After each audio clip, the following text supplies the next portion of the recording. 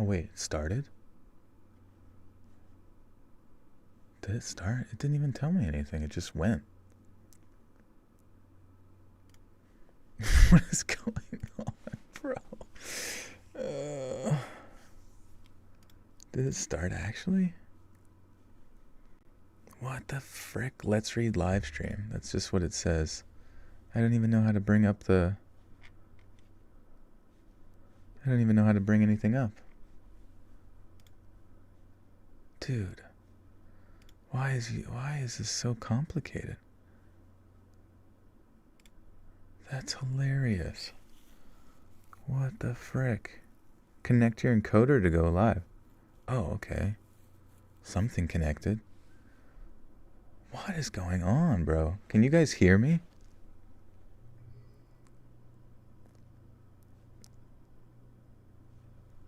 Frick. Oh. What the frick? This is so weird. I think I can pop this chat. Okay.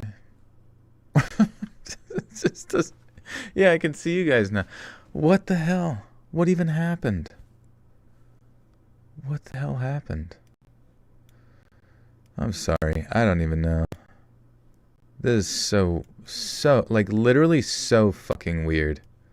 Like, actually makes zero sense. I don't know if OBS is just, like, fucked or what, but yeah, here we are. Yep, it's my birthday. I gotta change that. How the hell do I don't even, like, I can't even edit anything. Stream settings. Just called birthday stream 2026.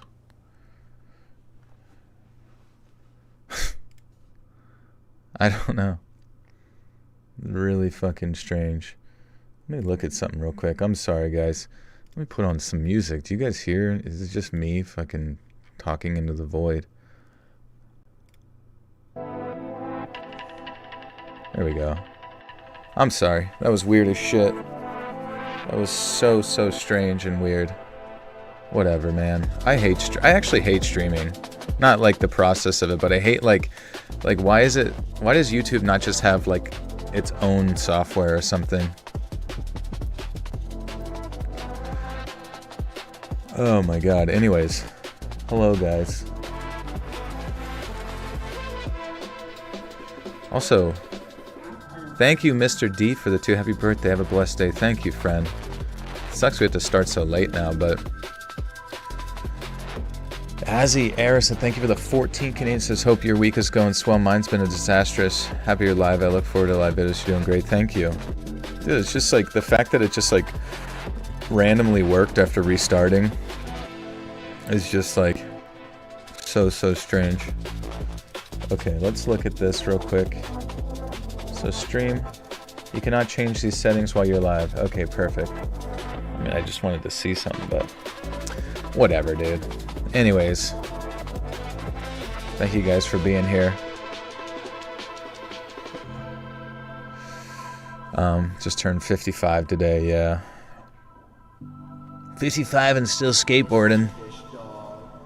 God damn. Whatever. No negativity, only positivity.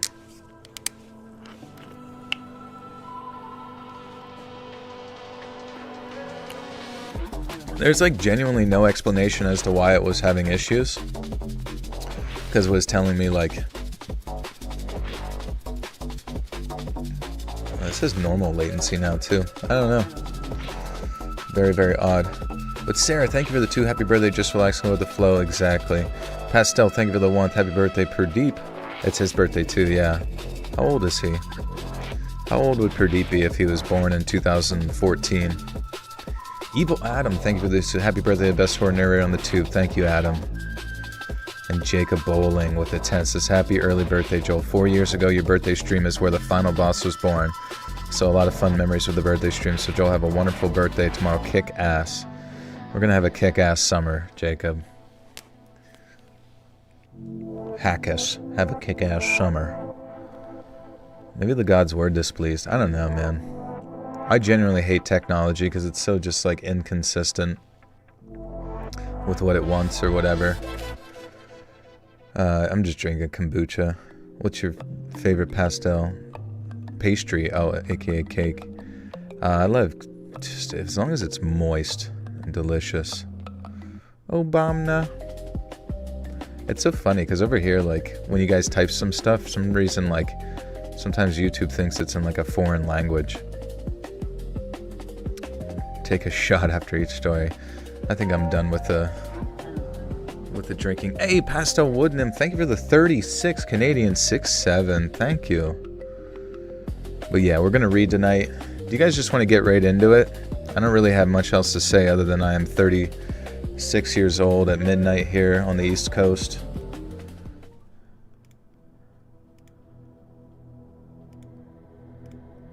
And we got stories about wilderness. Did the title stream change? Title? Yeah, it did. Birthday stream 2026. Jeez. Shot of kombucha. Ben Wood, thank you for the 5. Says happy birthday to the Go. Big up yourself from the UK. Forget me through yet another night shift. Have a good one and make the most of it. Thank you, Ben. We shall. And Georgiana Bradas, thank you for the 2. Happy birthday. Thank you. And AA Ron, happy early big birthday, Big Daddy J. Thank you. Still in Pennsylvania? Yes, ma'am. We are cruising down in PA. It's pretty sick.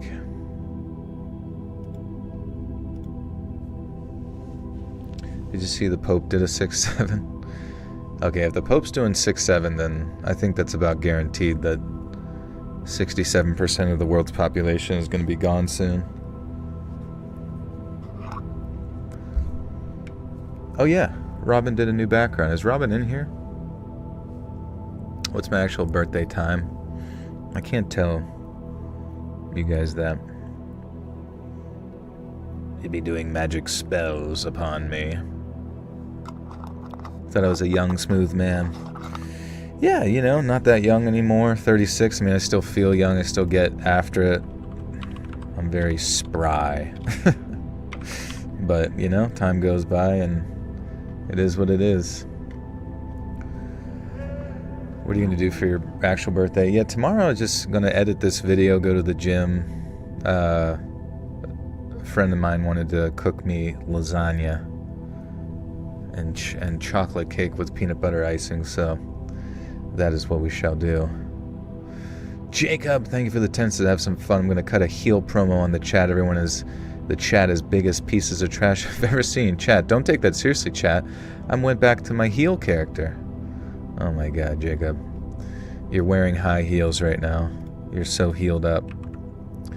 Alright, guys. Anyways, we got stories about... What do we got? Stories about wilderness stuff. So we're going to be outside. But thank you so much for the birthday wishes. You're very kind. Thank you for dealing with my technical issues. And, yeah, hopefully we'll get it all figured out next time. Because I would like to keep streaming. I don't want to have, like, issues all the time. Lasagna's pretty freaking sick. Also, I did just finish recording that bonus content as well. Tonight, the ones about, like, Lovecraftian stories. So, we'll get those up as well. That's on the $5 tier for bonus content or a member of the YouTube channel. But on Patreon, there's also a $10 tier now where we just recorded and uploaded. It's going to be coming out this Friday, the 5th, our review of Obsession. So got a few people signed up for that to listen, seem to appreciate it so far. And then if you sign up, you can tell us what movies we should go watch, horror movies, and we'll go do it and talk about it. Okay. Anyways.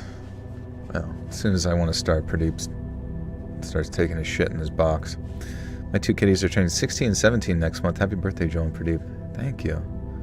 Should do a reading of Jahu's Trip to the Future. I think I know what you're talking about. I remember hearing about that in the past. I feel like you asked me that. I like low-key feel like you actually asked me to read that like maybe a year or two ago. Yahoo! Yahoo! Get your B-Day present at midnight. Finally. Finally, I've been waiting. It's just a bomb at my door. Jacob, thank you for the 5. Says Joe, I had to go back to be heel final boss character for one time only. Be honest with you, Joel. The chat is awesome, and they are badass. Look at that, guys. Jacob does love us. Thank you, Jacob. And Kaysen Grover with the 10 happy birthday legend. Thank you, Kaysen. God bless you, bro. Alright, guys, who's ready for some spooky, dooky stories? Thank you so much for the kind support tonight and the patience, and we will kick this off. It was my last B-Day stream. I remember that specifically, yeah. I just forget what... I swear it was like... Was it a story that MDE wrote themselves or something? Or was it something that just existed within that realm? I forget. Happy birthday. What is the movie review thing? I just caught the... Oh, it's just a $10 tier on Patreon, like a higher tier than the bonus content tier. And basically it's just me and some friends gonna be like watching movies every 2 weeks and then doing reviews on them. Both of these 2 reviews we did ended up being 2-hour conversations. I feel like they were pretty good, you know what I mean? We kind of basically work through the storyline and just like give our thoughts as we go along. Do you watch the entire movie on stream and commentary through? Nah, we don't. I mean, we watch it beforehand and come into it. But the fact that we kind of go through the synopses of it as we give our thoughts is sort of like you could watch it in conjunction with us. Ben Wood with the 2 says thoughts on the new Pokemon logo, sets, and cards. Yeah. The 30th anniversary. I'm a little confused. Maybe you can fill me in on like if they're reprinting cards, does that completely devalue the ones that were in the previous sets, or do they have like indications that they're specific like promo cards from that new set? Because if there's no like little like stamp or something, I feel like that kind of muddies the old ones and takes away their value. But I don't know. I got a shit ton of singles today. It's kind of hilarious. Like I go to the card shops around here and buy singles and stuff, and now the guys that like run the card shops like call me, and then they have their own personal collection, and they've just been like, hey, do you want to buy this from me instead so I don't have to sell it through our card shop? I'm like, yeah, let's just do that. Avoid fucking taxes. Bugle in the streets with a 5 says happy 36th birthday, Joel. Hugs for you and kisses for Deep. Thank you, friend. Always good to see you. And Justin being honest, welcome to the Buttersaw Cult. You now have access to bonus content. Dude, I was like having so much... I was going to have an aneurysm with the technical difficulties, and was like just about to be like, I give up streaming forever. But thank God it worked. To be fair, thank you for the $20 as longtime listener. I fell asleep to your voice. Please never go AI. Go Spurs, go. I think the Spurs got it, honestly. I remember seeing something related to, you know, the repetitious nature of like the years and their passing indicate that this is the years the Spurs win again or something. But thank you so much for the 20. That is very kind of you. I bet you're getting more handsome the older you get. I do feel more handsome, you know. Definitely less boyish. And Jacob, thank you for the 10. This has been a long time, but let me say this finally. The game has come back to the Buttersaw Cult, and everyone in the chat and all of you are all awesome. You guys made the final boss. I love you all. Everyone give Jacob a kiss. And Lisbeth, welcome to the Buttersaw Cult. You now have access to bonus content. Thank you, Lisbeth. What collection cards are you collecting? I have a ton of OG 151 originals. I want to send you. Oh yeah, you don't have to send me. I mean, I would pay for people's like legit cards, but I have a... Right now, the ones that I don't have that I really need to get is just that Gengar from Ascending Heroes and then the Bubble Mew. Those are the ones I'm in the hunt for. But today I got the... What the hell was it? It was the Mega Charizard XEX Special Illustration Rare. That was pretty sick.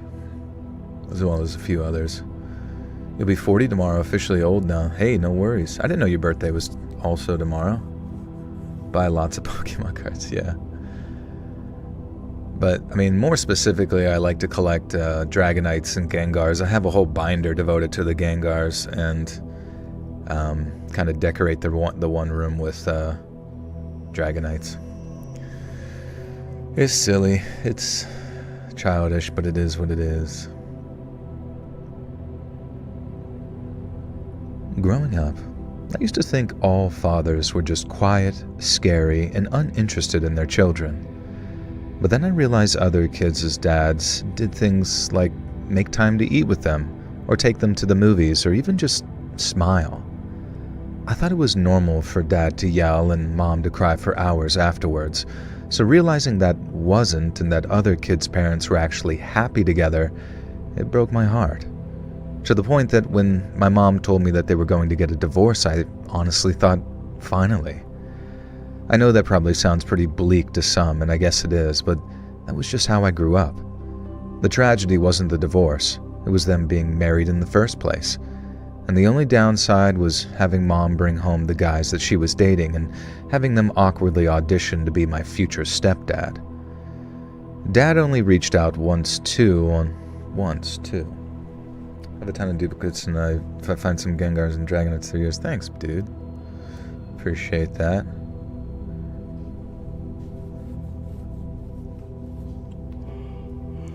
Oh, man.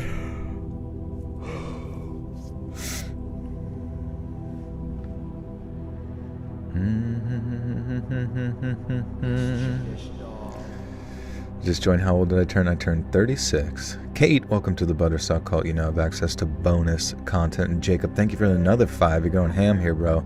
I have to go, but before I let go, end my appearance by saying that if you smell what Joel and the Buttersock is cooking, thank you, chat. Joel, enjoy your night. Thank you, Jacob. And we do. Everybody's giving me a big sniff.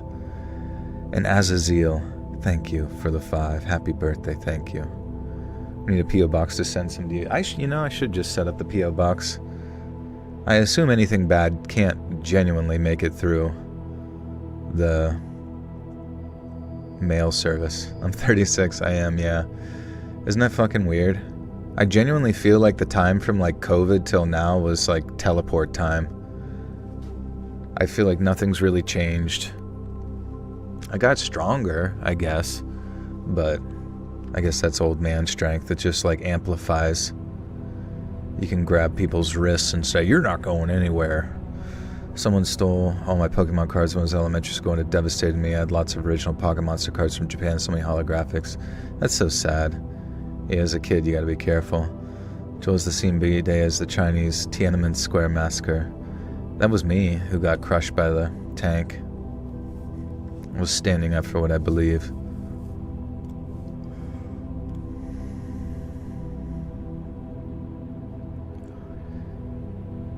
Dad only reached out once, too, on my 18th birthday, and even then, the letter didn't arrive until weeks afterwards and made very little sense. It was postmarked from Alaska, and only 2 things were written: "Happy birthday," and "Take care of yourself. You're going to be a very important person one day." And I remember tossing the letter in the trash thinking, important, huh? Not to you, apparently. And that was it for another 9 years.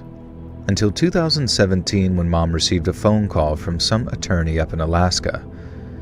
At first, she had a real what is it now kind of attitude, but then the guy told her how Dad had passed, and that changed everything for her. She didn't cry, not in front of me anyway, but she stopped crap-talking him every chance she got, and I guess because she decided that since he was no longer around to defend himself, some deference for the dead. Deference? What's up, Lucy? Is your birthday today or tomorrow? It is June 4th, so it's about 1 hour here on the East Coast. So technically tomorrow. But this is stream night, so it's almost going to see the Amazing Digital Circus finale in theaters this weekend. I don't think so.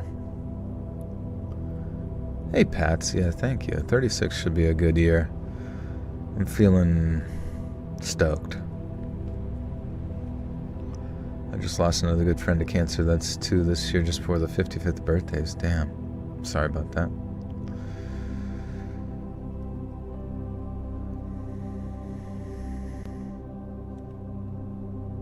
Am I turning 1,000? Yeah.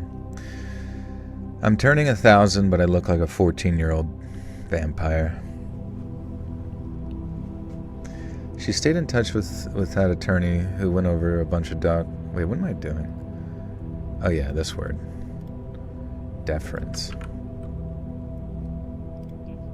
humble submission and respect. Okay, deference.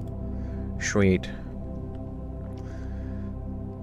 Did I get any gifts for my B-Day? Maybe tomorrow. My friend is cooking for me, so that's one gift. I'll be monitoring the situation, keep you updated. She didn't cry. Not in front of me, anyway. But she stopped crap-talking him every chance she got, and I guess because she decided that since he was no longer around to defend himself, some deference for the dead was due.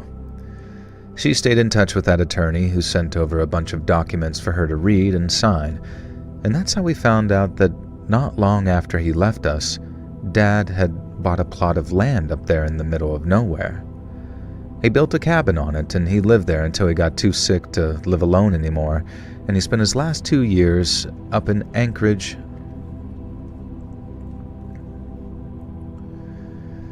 He built a cabin on it, and he lived there until he got too sick to live alone anymore, and he spent his last 2 weeks in an Anchorage hospice writing letters and organizing his estate, and one of those letters was addressed to me. It was a highly emotional time, and I guess that must seem like some kind of understatement, but losing him bothered me a lot more than I thought it would. He'd been gone almost 15 years, but I still figured that we might have time to reconnect and that he might reach out during his dying days. Well, it turns out he did, just not in the way I pictured it. I waited until I was alone to read it, then the moment I read the words, "I'm sorry," the tears started to fall, and they didn't stop until I was in bed, very drunk and drifting off to sleep. I only really focused on the first half that night, the part that talked about how sorry he was that he wasn't more present with us. The second half was a kind of non-explanation with cryptic references to a job that he had up there that forced him to stay in Alaska, as well as instructions for what to do with the land that he owned up there. And I didn't really read that part, not until the morning when my faculties had finally returned. Correctly assuming that I wouldn't want to live up there in his cabin, Dad organized the sale of his land prior to his death. All he needed me to do was travel up to Alaska, sign some papers with the attorney that had contacted Mom, and then drive up to the cabin to hand over the deeds to the buyer. Obviously, this all sounded very needlessly convoluted until I found out that the buyer was another old-timer living out in the sticks on his own, who wasn't capable of driving all the way down to Anchorage while leaving his homestead unattended. I also think that I might have questioned everything a little more if it didn't amount to Dad's dying wishes. But once it was confirmed by the attorney that Dad wanted me to visit the place so I could see it for myself, my mind was made up and I flew up to Anchorage in the late summer of 2017. I landed late in the afternoon, then met with the attorney that Mom had been talking to after a quick bite to eat. He was a nice guy, apologized for my loss, and made sure that I understood exactly what was being signed over and to who. He also apologized for not volunteering to do all the legwork himself, and he would have had Dad not instructed him otherwise. He gave me a set of keys that I assumed were for the cabin, told me that I'd been to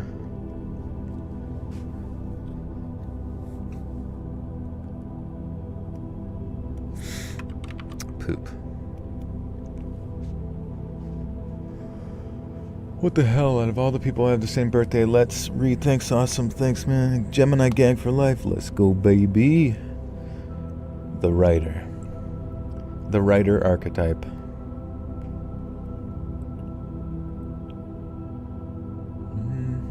But thank you guys. Thank you for the kind words and support.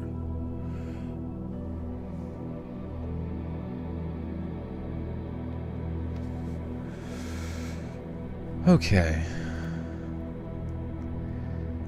He gave me a set of keys I assumed were for the cabin, told me that I was to bring at least 2 large cans of gas for the generator, and then when he asked how I was getting up to Fairbanks, I told him I had a flight in the next morning, and that's when he gave me a set of handwritten instructions Dad had given him, which would guide me from a small village named Chattanooga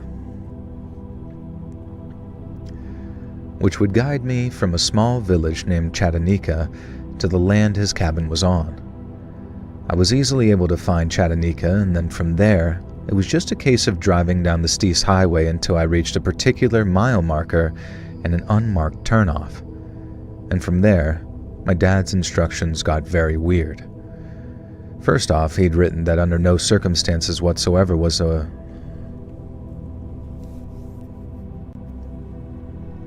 Yeah, I was like thinking about drinking, like maybe drinking wine or some shit, but then I realized I'm like, I don't even want to drink, honestly. I'm just like done with drinking. Like one glass of wine or one glass of alcohol or whatever, I'm like good. But the fact that, you know, I don't know. It just like slows your gains, bro. Drink chalky milk. I wouldn't mind. I need some chalky milky. First off, he'd written that under no circumstances whatsoever was I to drive any sort of vehicle down the dirt road, and that it was essential that I followed his instructions to the letter on that one. And then secondly, he'd written that no matter what I saw, no matter how dangerous it looked, I'd be okay if I stayed on the road, the path, and in the cabin. Anywhere else, and he couldn't guarantee my safety. And I remember sitting there parked off the highway wondering what in the hell Dad had gotten himself into, and more pertinently, was I'd gotten my penis... what I got my penis stuck in. Stuck it in crazy. Jensen! Happy birthday from the Cumsock Army. Thank you, Jensen. What are you doing, bro? What games are you playing? Playing with myself. Undefeated. Rank 1. Self-diddler. Joel turned 34 this year. You were only 2 years apart. We could be brothers. We could be brothers, dude. Maybe we are. My granddad used to be a cross-Alaska trucker. He told me lots of stories. That's sick. Anything interesting? I remember sitting there, parked off the highway, wondering what in the hell Dad had gotten himself into, and more pertinently, what I'd gotten myself into. Gone was that apologetic, I wish things could have been different tone. What was written on the smaller note was more like frantic or frightened, I guess because he knew my safety would be at stake. Now, I was also wondering if Dad had given the same instructions to the person that I was supposed to be meeting there, but assuming he had, I parked the car, turned off the engine, and then started walking down the dirt road once I'd climbed out of the driver's seat. And I'd be lying if I said that I wasn't a little scared. At first glance, it looked like a pretty unremarkable dirt road, but like any other you might find out in the middle of nowhere. I couldn't tell exactly how long it was thanks to 2 fairly sharp crooks in the road and all the pine trees that lined it, but after about half a mile of walking, I found the cabin. But not before I saw 1 or 2 things which bothered me, and those things being empty bullet casings which littered the sides of the track near the trees. Okay, maybe littered is too strong of a word because I only spotted maybe 20 to 30 as I walked, but they were only ever behind or near tree trunks, never out in the open, which suggested that they'd been fired from cover, at the cabin, and not at some passing deer destined for my dad's freezer. Aging is a blessing. That's a good point. Honestly, that's a very good point. Like, I realize that, like, I don't know. You never know what the fuck's gonna happen. And you try to stay healthy, you try to do all this stuff, but sometimes the government engineers things to kill you.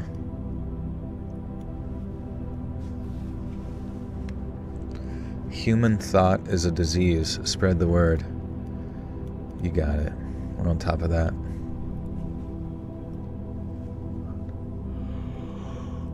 Oh, shit. Which suggested that they'd been fired from cover at the cabin and not at some passing deer destined for my dad's freezer.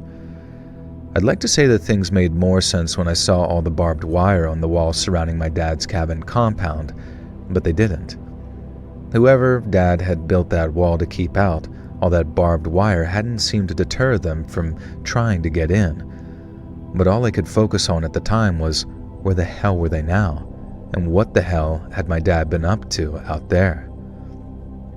There was a big wooden gate that I had to use to gain access, and since it was unlocked and slightly ajar, I figured the guy was supposed to be...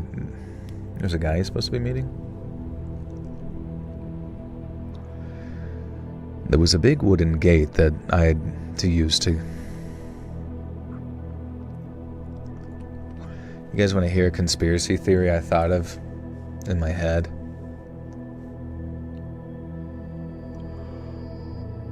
Caden, thank you, bro. Good to see you. You really do not. We all wake up, but someone else does it. My brother passed at 28. I was 17. I'm turned 21. This is crazy. I'm so sorry to hear that.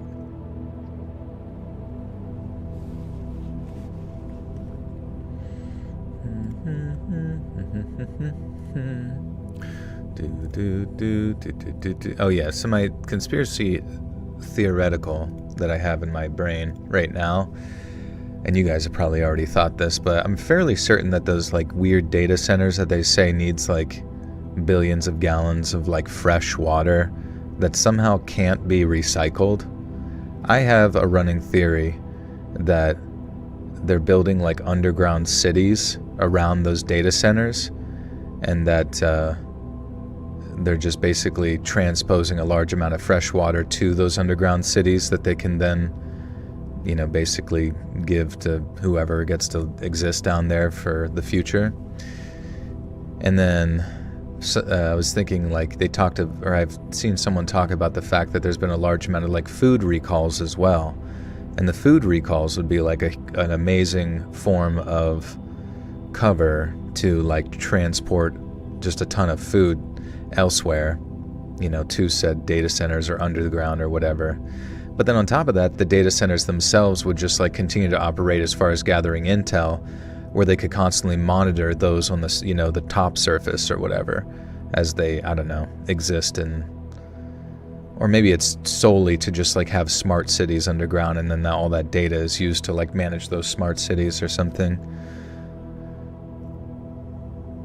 The Turk or Lurch. See, if you would have come out for my birthday gathering Saturday at around 1, we could have shared our birthdays together. We're going out for ramen after. That sounds fun. They can't eat themselves off the earth, so the next big thing, I guess, instead of actually fixing things. Yeah, it would make sense. I mean, if there is no way to, like, get any further, or, I don't know, maybe they can't go to the moon. Or maybe there is no moon. I have no fucking clue. 36. Yes, man, I have the same theory that I live on the Bay of Fundy. We have the highest tides in the world, and they're building a huge one here.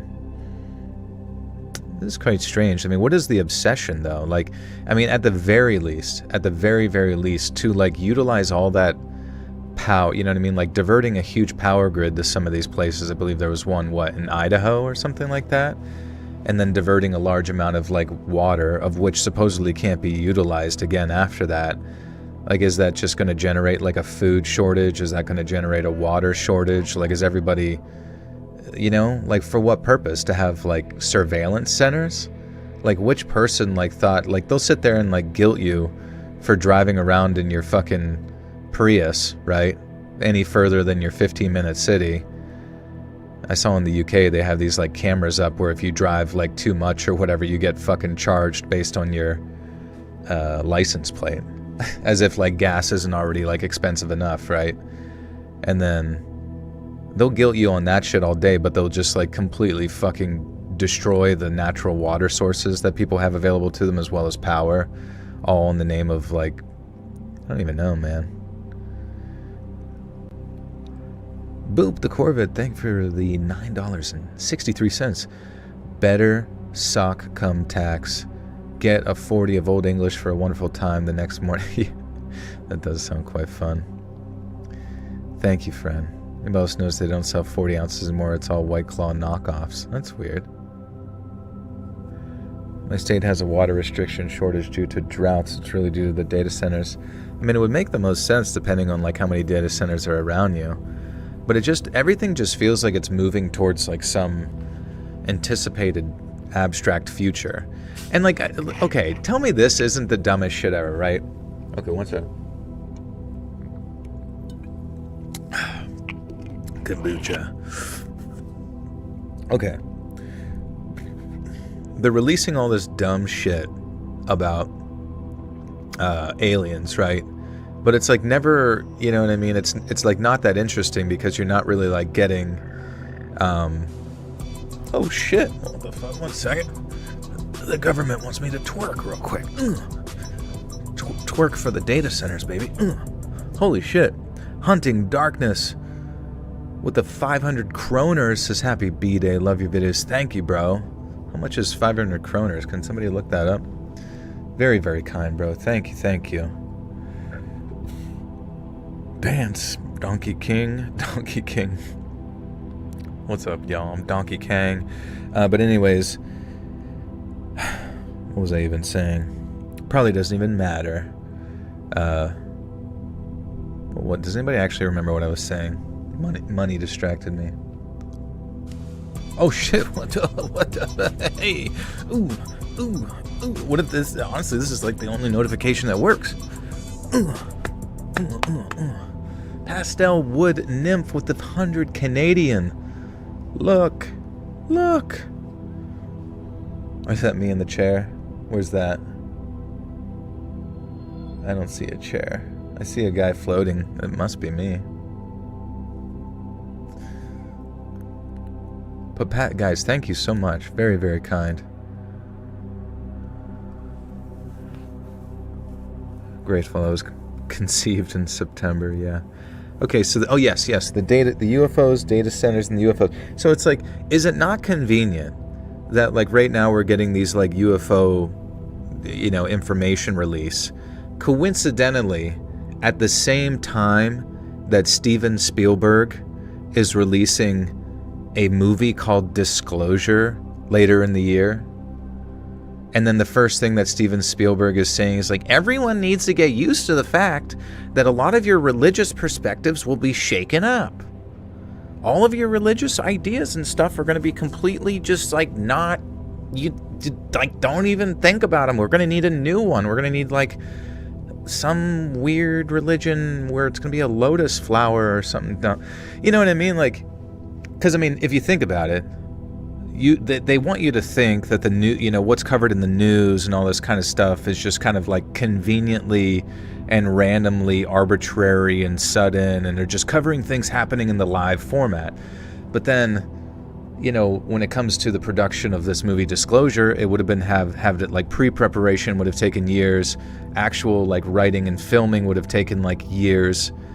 And then, obviously the promotion and all that kind of stuff leading up to its actual release would have taken a long time. So now we're here, right coincidentally around the same time that like we're being force-fed through Project Mockingbird, media type shit about preparing us for aliens that are like anti-religion and actually like the aliens are the creators of everything or whatever the fuck. And it's just like, to me, that's never seemed more obvious. You know what I mean? Like, that's never seemed more clear and indicated that there's a coordination between the Pentagon, the deployment of information via the media, and then it's like also influence over like one of the biggest directors of all time in Hollywood.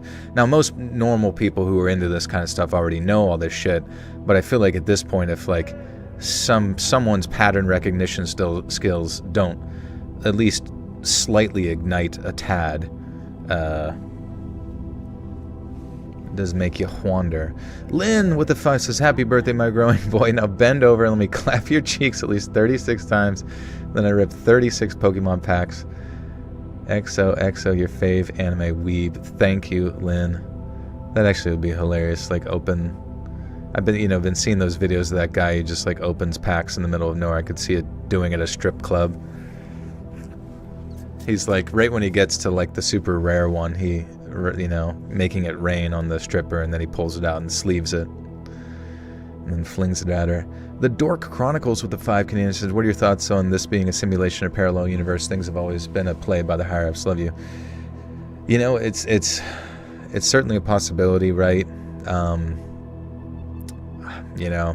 don't know. The concept of like reality being a simulation, and as far as something well above us controlling said code and all that kind of stuff, and therefore being able to just like teleport your sense of reality is no different than like teleporting your character to another area. To me, seems really no different than like sort of a religious perspective, because at the end of the day, it's the same sort of analogy or metaphor that like God created everything and he's the quote-unquote author of life, but now all of a sudden it's just you're transferring it to a higher power, but it's saying they're the programmers of everything, which is just more palatable, I guess, in the modern sense because of our familiarity with computing and all that.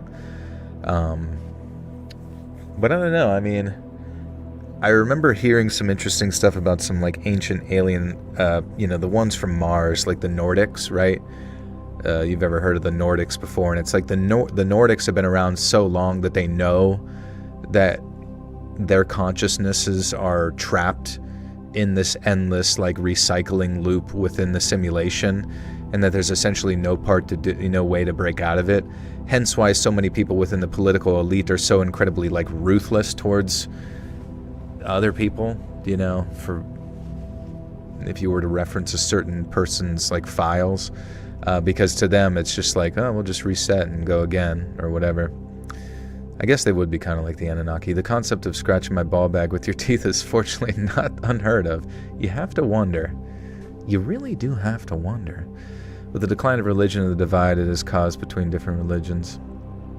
Yeah, I mean, it seems like the tentative plan, from what I've heard, it's like, have some sort of like end-all be-all conflict between the Abrahamic religions here towards the end, and then like once everybody's so like wildly exhausted from all of the wars, then you just like bring in the new alien religion that says like, actually it was aliens the whole time, and you don't have to worry about your Abrahamic religions anymore because we're the good guys.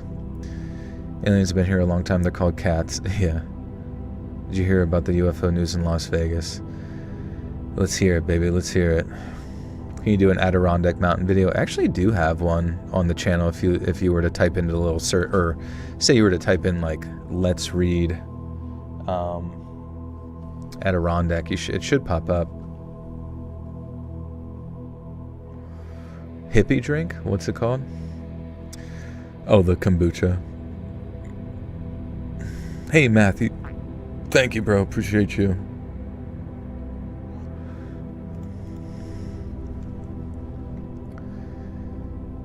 There was a big wooden gate that I had to use to gain access, and since it was unlocked and slightly ajar, I figured the guy that I was supposed to be meeting was already there. But when I pushed it open and stepped inside while saying, "Hello?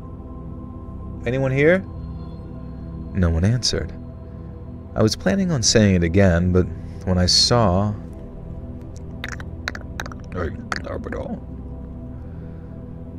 I was planning on saying it again, but what I saw when I walked inside the compound quite literally took my breath away. Because far from the peaceful, off-the-grid living I'd imagined, the place looked like a war zone. Right underneath one of the southern-facing walls is the one facing the highway where I'd left the rental car. Dad had dug a shallow pit, maybe 3 feet deep, and then he'd lined it with sharpened wooden stakes. It was quite obviously a trap designed for anyone who came over that wall after getting rid of the barbed wire. But as much as I wanted to get a closer look, I remembered what Dad had written about not straying off the path. There were more traps on the other side of the path, and I saw 2 wooden stakes with some kind of tripwire strung between them, and while I didn't see any obvious signs of explosives, I obviously didn't want to go digging around looking for any and stayed right where I was. Now I turned back towards the cabin, assuming that it was going to be a mess on the inside, and I was right. There was a workbench in one corner, a small bed, and then a stove and fireplace in the other. The workbench looked like it had been used to carve the stakes, and I'm no expert, but all the nails and gunpowder reminded me of stuff that they found in the Unabomber's cabin after they tracked him down. But even with all of that, 2 things demanded my attention more than the others. The first was the hatch in the center of the floor, one that had been chained shut and padlocked twice, and the second were the big white letters that had been painted on the walls. I remember exactly what they said word for word. They said, "Open the hatch, pour in the gas, burn it all down, don't let them have it." Then, in even bigger and bolder letters, it said, don't go down. The attorney had given me a small key ring with 2 keys on it, and I assumed that they were for a gate and a front door, but I was wrong. They were for the padlocks. Now, I hadn't forgotten to bring those cans full of gas with me, but I did deliberately leave them in my trunk. Now, I didn't really feel like lugging those 2 cans down the road without being sure of what was down there first, and so after a few tense moments of contemplation, I started on the wall back to my car, the walk. Mainstream media are liars. I don't believe 9% what I hear. How about you, Joel? Nah, dude, I mean, I don't know. I remember even, like, you remember Ben Swan? Ben Swan was on, like, Danny Jones's podcast recently, which I'm, like, not a huge fan of the Danny Jones podcast just because, I don't know, well, besides all of the advertisement interruptions, no, I don't give a fuck about that, but, you know, it just seems like it seems like a lot of people nowadays, like, do you guys not get, like, a little bit of, like, an abstract, wanting to twerk? God damn, Justin! Thank you, bro, with the $100 donation. Here's your birthday bomb. Happy birthday, Joel. Another year older, wiser, and slightly closer yelling at clouds. Thank you for all the great laughs and for being a fun-loving part of my life for the past 17 months. I believe the universe brought us together on the Tube XX. Thank you, Justin. I think so too, bro. Maybe I'll start believing in astrology by the end of this year. Who freaking knows? Who freaking knows? Oh yeah, I'll buy myself some Pokemon packs. I honestly thought about, like, what if, like, I just open Pokemon packs for the videos, like in the background videos of, like, the, you know, the normal narrations. That could actually be interesting, just like people staring at pools the whole time, and then me getting to, like, basically just be an addict to buying cases and cases of shit. But anyways, I was there's just, like, there's a few different characters that I've seen within the realm of, you know, the people that consider themselves, what do you call it,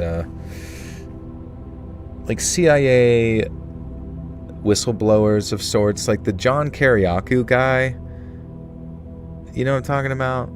That John Kiriakou dude. I don't believe that motherfucker for, like, a second. Everything he says is complete bullshit. Don't trust him. I know that sounds mean, but, like, there's just no fucking way half of these people that are supposedly, like, insiders and a lot of this information or whistleblowers, like, you can tell the ones that carry information legitimately and then, you know, the ones that just sort of exist to, like, muddy the waters of information and confuse people, because they tend to, like, have, like, this abstract meteoric rise. Do you know what I mean? Like, there was this one guy on YouTube where it's like, what it's like to be to work for the CIA, and he has, like, he's, like, long hair, he looked like kind of Asian and, like, or something, and then he has, like, always wears, like, a head bandana, and he's like, when I was in the CIA, guys, like, I knew how to read people like crazy. And it's just like, oh, okay. And then if you type anything CIA and it's always his dumbass face or John Kiriakou or some, you know, like the Danny Jones look-alike clone kid who's always popping up, and you feel a certain sense of, like, oh, maybe these guys have the info, but, like, then I don't know, there's always just, like, something along the way where you're like, I don't know about this. Ralph Fabrications, thank you for the 10 Canadians, says, happy B-Day, Joel, you're one of the few genuine ones on here. Thanks, dude. I appreciate you. Mukbang your Pokemon cards. Yeah, I just rip them open and eat them. Happy birthday, Joel. One more year closer to death. True, true. What year do you guys think I'll die? I remember I did get my palm read when I was, like, I went with a girl from work one time. It was the most random thing. And, she said that I was going to live a long life and that I could walk and chew bubblegum at the same time. And I was like, wow, that's an astute observation. I do chew a lot of gum. Start a conspiracy channel. Yeah, maybe. I mean, all the good conspiracy people, like, end up getting kicked off anyways, off the platform. Like, if you have any information that's, like, legitimately challenging to some coming event or whatever, like, you're gone, bro.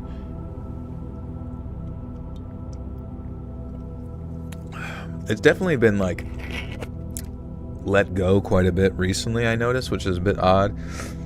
But then other people theorize that it's just because they're trying to allow people to basically indicate to some like AI overlord that they're untrustworthy, and then they'll be called. You know, you can just like put them in a camp or cut their head off or whatever. Joel just saw how my kids treat 2 generation Pokemon cards. He'd cry. It is a little scary. I mean, dude, it's so funny whenever like some of these like PokeTubers have their kids help them open up cards, and like the kids are just like the most fucking iPad baby brain, like staring into nothing, but then like take your cards and just have like a fucking autistic flapping fit, and you're like, oh my god, you're ruining them. You're ruining them! Put a goddamn sleeve on! Real conspiracy channels aren't lucrative. Yeah, like you're not going to be getting promoted or anything of that nature. Can't wait till tomorrow. Says he gets better looking every day. Oh, that's true. 2096. 70 years from now? You think I'll live to be 106 years old? Do a video on Mandela effects. That'd be fun. It is quite interesting. I mean, some of them, like I generally thought that mirror, mirror on the wall, who's the fairest of them all? I always thought that's what it was, but then it's like something else. And then Luke. I literally remember like seeing the movie and being like, Luke, I am your father. But then it's like something else, like Luke, I want to lick your toes or whatever. How old am I? You gotta guess. Just counted all my Pokemon cards and I have 2. Nice. You're not going to know what Gen Alpha kids are going to be like when they come of age. I think they're going to be fucked up because, I mean, like, they've already, like, if you guys have kids right now, look up the science of allowing a kid under the age of 5 to use consistent daily iPad usage or whatever, or like touchscreen stuff. They actually don't develop as much white matter in the brain as like other kids. And then they have like permanently like just like fucked up brains for the rest of their life, to the extent that it basically just makes them like have like severe ADHD bullshit symptoms. And then there is a really strong correlation as well to like suicide because of their inability to communicate and grasp like language communication skills and things of that nature. So it's, I don't know, man. Like if I do have kids, I'm just gonna like I know I'm kind of cooked with my fucking phone, but maybe I'll do my best to avoid it. And definitely they're not allowed to fucking touch one till they're not even gonna know what a fucking touchscreen phone is till they're 25. I corded all my Pokemon cards. Oh, 2,510. Sorry, that's a lot of them. You also thought it was Sex in the City, and it's Sex and the City. Really? I always thought when I was young, I always thought it was Sex and the City, and I remember being corrected Sex. No, wait. That's weird. Yeah, I remember thinking that as well. It does make you wonder. What's my iPhone screen time? Probably fucking 23 hours a day. 1 hour to goon. But that's still on the phone, so 24 hours of gooning straight. Listening to videos at work all the time to keep it up in my Slimosaurus. Thank you, bro.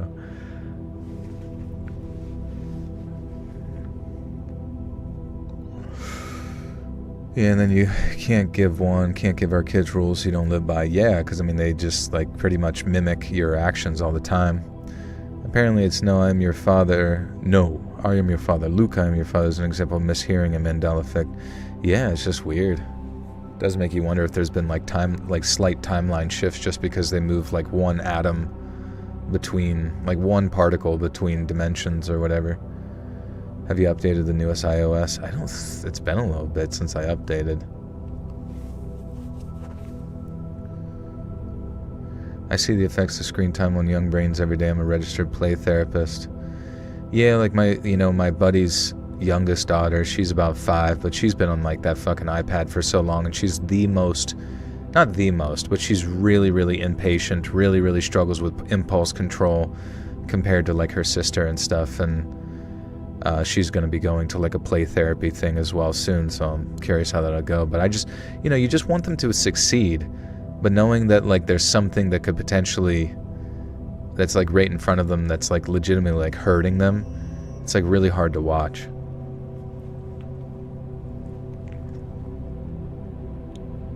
Oh, it's your birthday tomorrow, Danielle. Happy birthday. So after a few tense moments of contemplation, I started on the walk back to my car.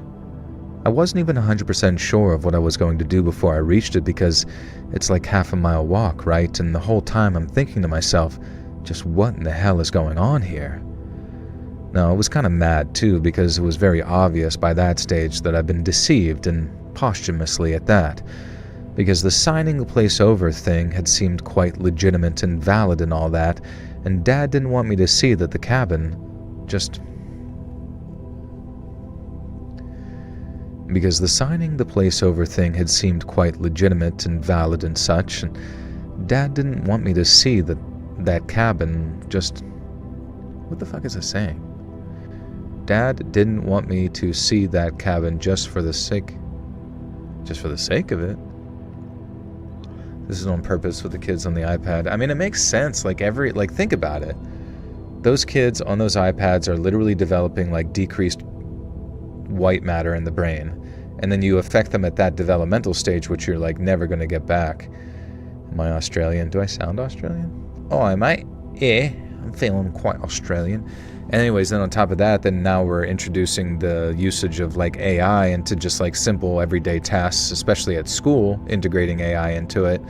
And it's not like just like supplemental AI where you're learning, you're basically Googling something really fast or getting like specific like answers. You're basically just like all menial tasks, like even just like writing a letter, it was just gonna be passed on to some computer, to the point where like anytime you ever have to do anything other than open Pokemon cards or like gamble on fucking, pawnstars.com app, your brain is just going to inwardly implode. I tried explaining this to my ex, and he pretty much called me a hater. Think he just didn't want to deal with his kid. That's what I said to my friend, because like my one friend, like he actively goes out of his way to give his 3-year-old, she'll be 4 here at some point, but he goes out of his way to give his he'll be like, yell at her, right? Because she's getting a little wild, but she's just like a little kid, and she's so nice, and gets on her about something, and then like, he's like, grab your phone, get your phone. And I'm like, dude, don't give your fucking 3-year-old a phone, because I see she just sits there and has it with her all the time, and I know how it affects me as like a grown-ass adult, and I'm like, this person's brain doesn't even know what fucking anything is, you know what I mean? And I don't know, you get a little worried. Do I know Sudoku? Yeah, I remember I used to play Sudoku a lot. The owners of this country want a subservient, uneducated herd of cattle, smart enough people to push the buttons, dumb enough to take the abuse. George Carlin. It's true, but I mean, like, is it even going to be fun to rule over a bunch of cattle unless there's like some higher objective there, beyond our comprehension, like something alien or something spiritually abstract? I'm not really sure.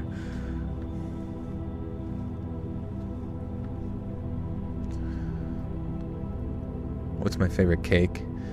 I love all of them, honestly. What's up, Jeanette?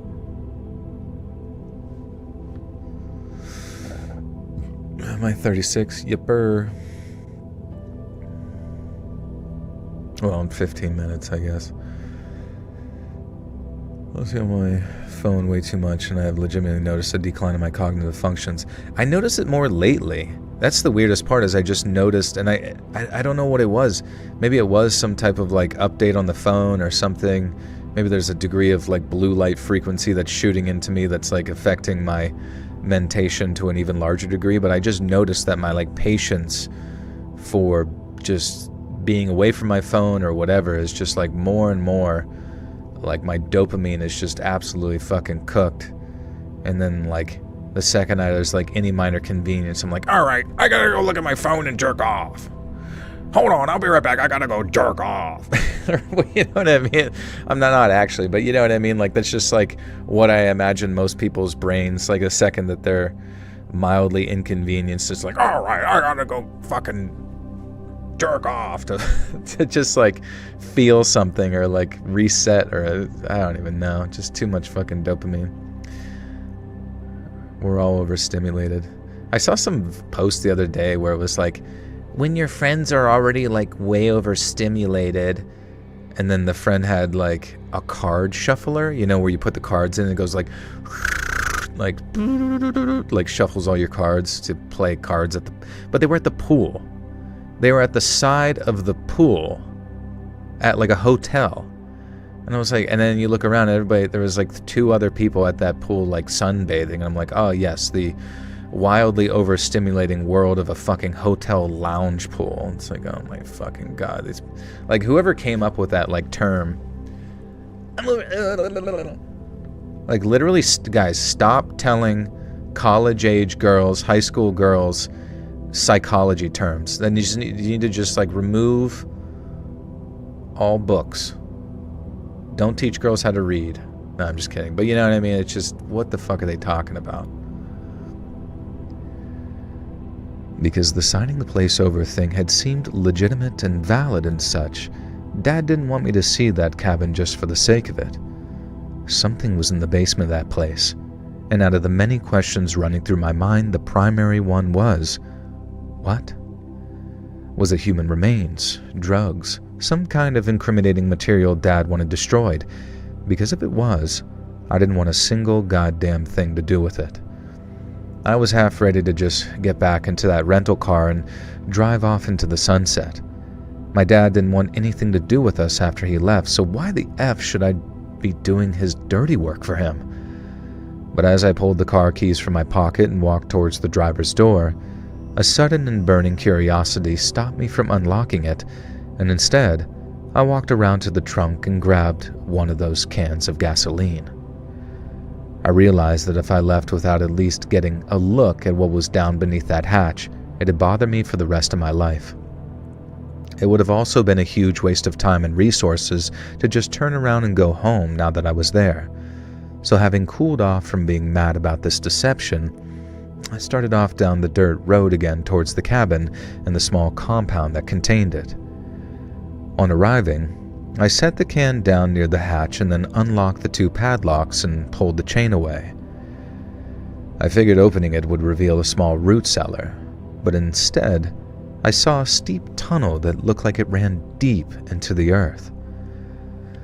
I was also ready to be hit by the smell of rotten death, but to my surprise, there was nothing like that. Just this slightly damp, musty smell that smelled surprisingly clean compared to what I was expecting. I obviously felt a huge amount of relief knowing my dad wasn't some serial killer using the cabin as a dumping ground, but I couldn't tell how deep the tunnel went on account of how dark it was down there. But even after shining the flashlight I found down the tunnel, I still couldn't see all the way to the bottom. I looked this up when I got home and read that the tunnel must have been more than 70 yards. Wart.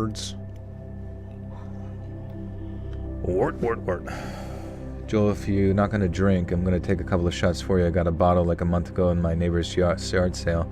They had a big party and sold the leftover alcohol. What kind of alcohol did you get? HBD, Joel. What's HBD mean? How about that? How big is your dick? Does anyone know what I'm talking about? Just wondering if I'm nuts. Wait, what did you say? Oh, I don't have it set to live chat. Sorry, guys. Happy birthday, mister. You don't sound a day over 42. Thank you. I'm on any electronic for more than 20 hours a day, and I'm 24. I can't live without technology. My brain is fried. Yeah, I wonder if there's like some technique you can do to just like completely reset your dopaminergic shit. Or if like once they're fried, you're just fried. Like you can't go back. I definitely know you like can permanently harm yourself from the use of like stimulants like Adderall and shit like that. Such as smoking meth. Or maybe not. Maybe your brain can heal. But what does it require to just stare at a wall for 30 minutes every day. Just stare at it. And keep your phone in like a fucking safe somewhere. and just stare at that until eventually you're like, okay, literally anything other than this fills me with such an astounding amount of joy. Justin Ballas, welcome back for 17 months. Says, Joel, do you even play games anymore, or are you too good for that now? In your big age. Dude, I don't even know, man. And that's the worst part related to dopamine and addiction. Like, I've been playing Hearthstone Battlegrounds, which is just like RNG. You press a button and you basically are playing slot machine to like see what you get, and then that's fucking it. Hey, Mr. X Dreams. Greetings, friends.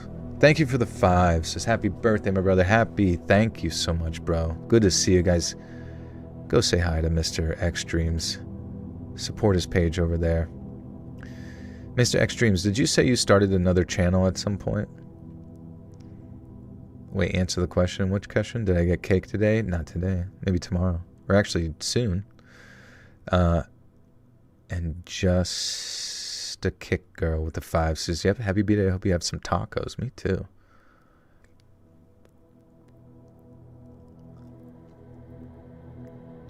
Do I play with myself? Yeah, I'm fucking rank 1 in this household. Honestly, not actually really even sure in that case, because Pradeep will be just like making biscuits in a blanket with his ding-a-ling and hanging out. And I'm like, that doesn't really seem like you're making biscuits, bro. Nay, happy birthday. Did you listen to the new Boards of Canada album, the first release in 13 years? I did. I had some criticisms of it because... So, the Boards of Canada that I like is like the old ones, right? The ones with like rhythmic patterns and, you know, basic like musical composition, some of like the sort of like hip-hoppy beats and all that kind of stuff. I mean, I love a lot of their stuff, and I love a lot of their sort of experimental in-between tracks. But like, I don't know what it is, the one from 2013 and the one that came out now, I'm just like not a big fan of them. You did, and you promptly gave up on it. Oh, okay. It's tough, man. I genuinely don't know how, like, if you have to start a new channel, like how, you know, how the hell does one even do it? The good news is, I don't know if you guys remember Derek's Scary Stories.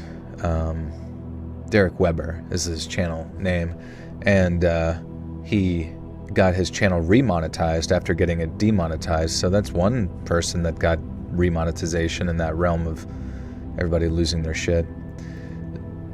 Zazos, thank you for the 10 Australian. Says, hi, I'm love falling asleep to your story, especially your camping, hiking, woods ones. Love from Australia. Keep it up. Thank you, friend. We're working on one here for you right now with some wilderness stuff. Hope to have it out by tomorrow, 9 p.m. EST. Thank you, bro. God bless. Sorry for the spam. Just curious of you on your tail. What was it again? Neurodivergence? I feel bad. I don't really know what you said. I get that. I do love their old albums so much. Inferno is really growing on me, though, and one of their songs was in the back rooms. Was it really? See, that's cool. That's like amazing timing.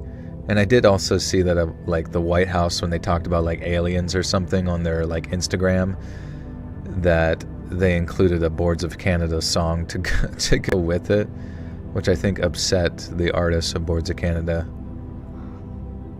Dirty Signal David, thank you for the 1 gifter. 2, I don't even know how to say that name. Erno Toddler anymore. Welcome to the Buttersalt Calling. You have access to bonus content. Do you have short-term memory loss? Yeah, probably, honestly. I got hit in the head so many times in football that, like, it's rough. Are the 1 million sub channels too big to demonetize? Maybe, honestly. Yeah, maybe it just comes down to how many views you get. You need to create a misinformation channel so it'll be pushed to the top of the algorithm. You know, you should start making stuff up. I did think it would actually be really fun to make like a true crime channel, but it's all just like made up, you know, crimes and stuff. Oh, well, I do not approve of the White House using Boards of Canada. Yeah, but if you also think about it, it also gets like eyes on their new album. One of the secretaries probably was just a Boards of Canada like fan and was like, this is how I sneak it in, baby. This is how I sneak it in. BOC, baby, BOC. This is your full-time job, so congrats, you're blessed not having to work retail. Thank you, yeah. And Danielle, thank you. Welcome, Just Tack Girl. You now have access to bonus content. PewDiePie got demonetized a few times. I don't think he did. I don't think he ever was like fully demonetized or anything, because I mean, I don't think so. Maybe like individual videos. Lighthouse had his True Stories channel that included things like werewolves that ate bacon, donut stories, ho. The Dork Chronicles. Yeah, I don't see your comment that you say you explained it. Like, maybe it's just not popping up. Sorry, I can't type ever. You know what I can do? I think I can click here, channel activity, and then, where the hell am I? Oh, wait, that was going back. Okay, so explained it. Sorry for the spam. I said that I think phones are energetically putting people in a trance state. I'm unsure how to scientifically explain this. Sorry, I'm just curious your thoughts on that.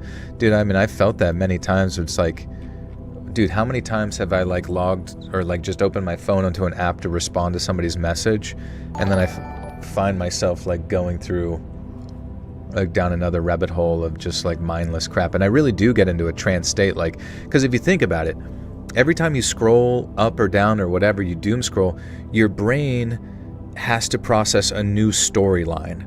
Like someone in the span of 0.2 nanoseconds has to like get you into a story immediately. Like, they're like, picture this. You never thought that you were actually going to be that much into weightlifting, but then you realize that when you were younger, you were, blah, blah, blah, you know, and then they take you and you're like, okay. But it's only like just enough information to like condition your brain to basically want to play shit at like 2 times speed. And even if you're at 2 times speed, it's like not fast enough. Who knows? Maybe it's making us like faster at processing information so that we become at the level of AI. Danielle, thank you for the 4. Very kind of you. God bless you. Papa bless.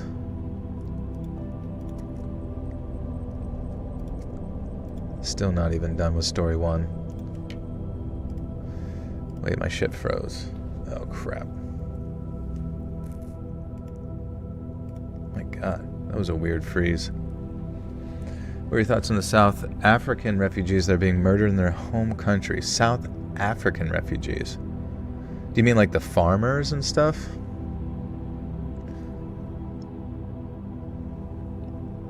I remember hearing about like South African farmers that would have their like farms raided and then like killed by random people and stuff, which sounded fucking brutal.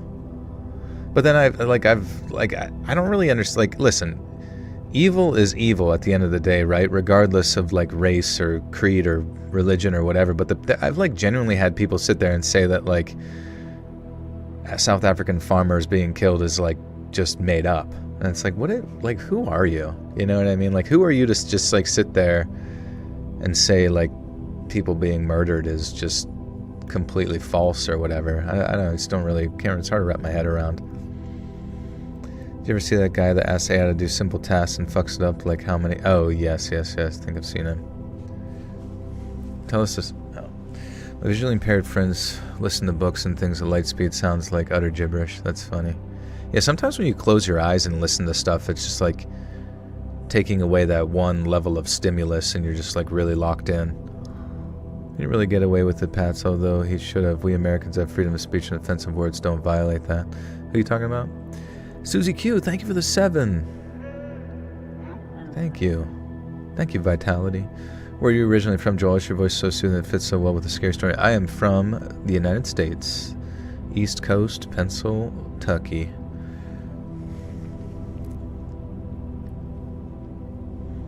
I'm from South Africa. Farm murders are brutal, and it's good to see the word noticing. Well, it's like over a decade ago. I remember like talking about it was like a bannable offense. It's just like fucking strange, man. I remember like hearing about some of the people that live on the farm being like raped or like their bodies like stabbed with fucking pitchforks to be like borderline crucified. And you know, I mean, obviously like a brutal killing is a brutal killing, but the fact that like people, I mean, I feel like there were like monuments with the amount of names of ones that have been killed, and it's just like I don't know. There's so many people that like somehow justify the actions of some people in the modern sense, even though it's like disgusting, because of the actions of people in the past or something. And it's just like I don't know, it's fucking sickening.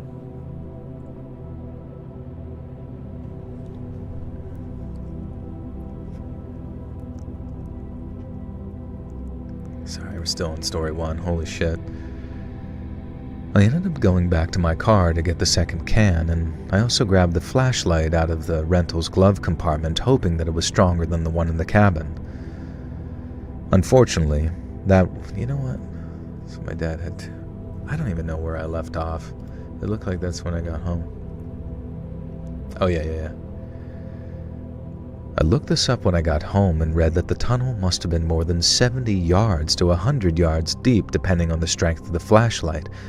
But that's why my dad told me 2 cans minimum, 1 for the tunnel and 1 for the cabin.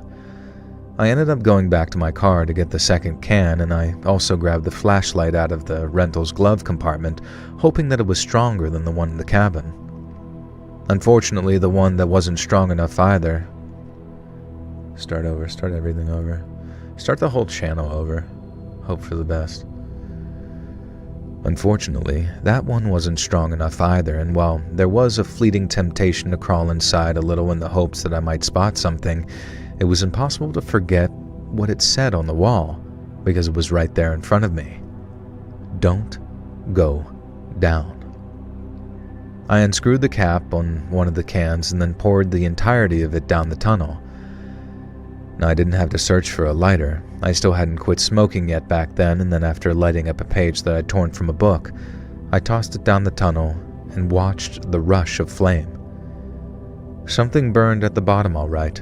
I could see the flames getting larger as whatever was down there caught on fire, but I couldn't make out what. I didn't make any noise. It didn't...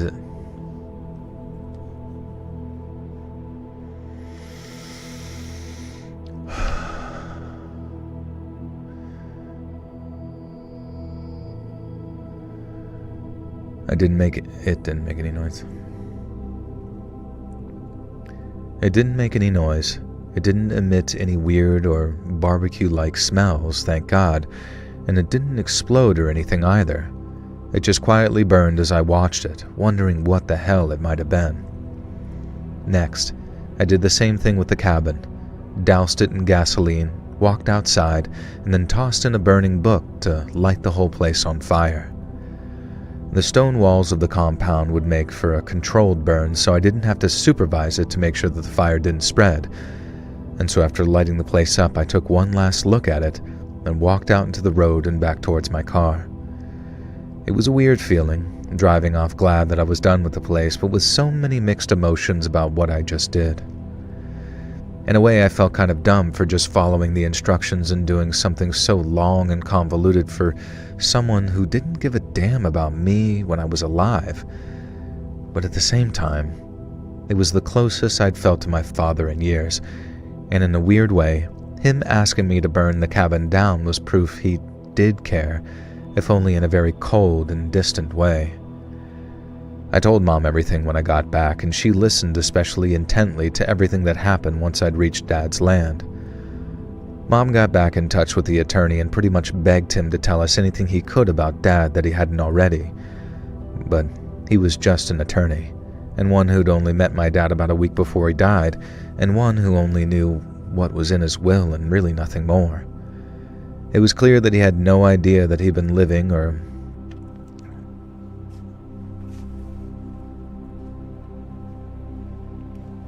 Do I stream a lot? Yeah, I stream every Sunday night and Wednesday night, the nights before new videos, recording the new videos for the next day. And we sleep over in Joel's basement again like last year. Yeah, you guys are welcome.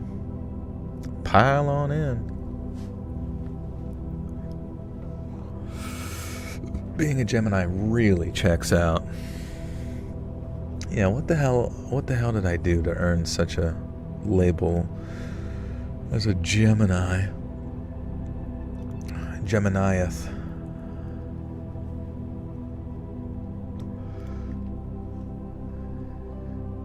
It was clear he had no idea how he'd been living or what he'd been doing, and both me and Mom have spent almost every day since wondering why he chose to live up there and who he was defending himself against.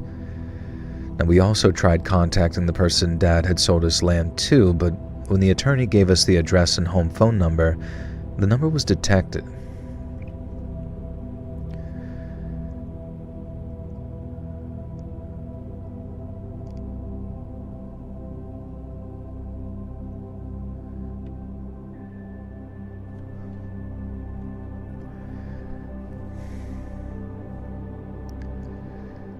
It was clear that he had no idea how he'd been living or what he'd been doing, and both me and Mom have spent almost every day since wondering why he chose to live up there and who he was defending himself against.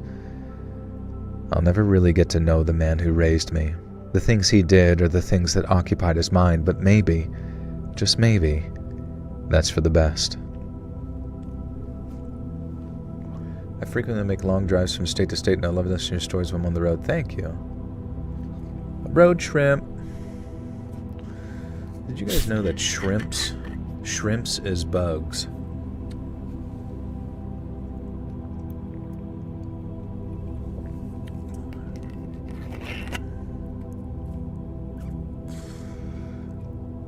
Happy birthday, happy birthday. Joel, late night / early morning baby, because that's why he's nocturnal and stays up late. That's science. Fuck. Is this recording used for the videos, or are these stories separate from the live stream? Yeah, all these are going to be used for tomorrow's video.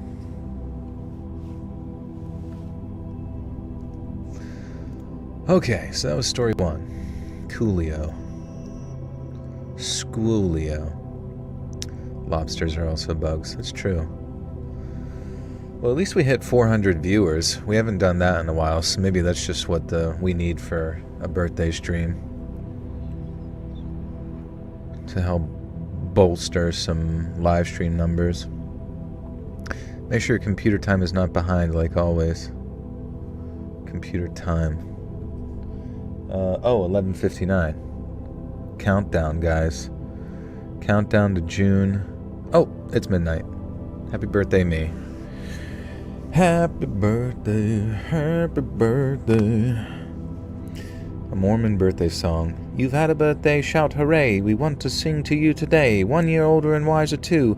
Happy birthday, clap to you. And then they beat you with sticks because you drank coffee. How dare you, how dare you. And then they ask you to take the fall for a larger psychological operation.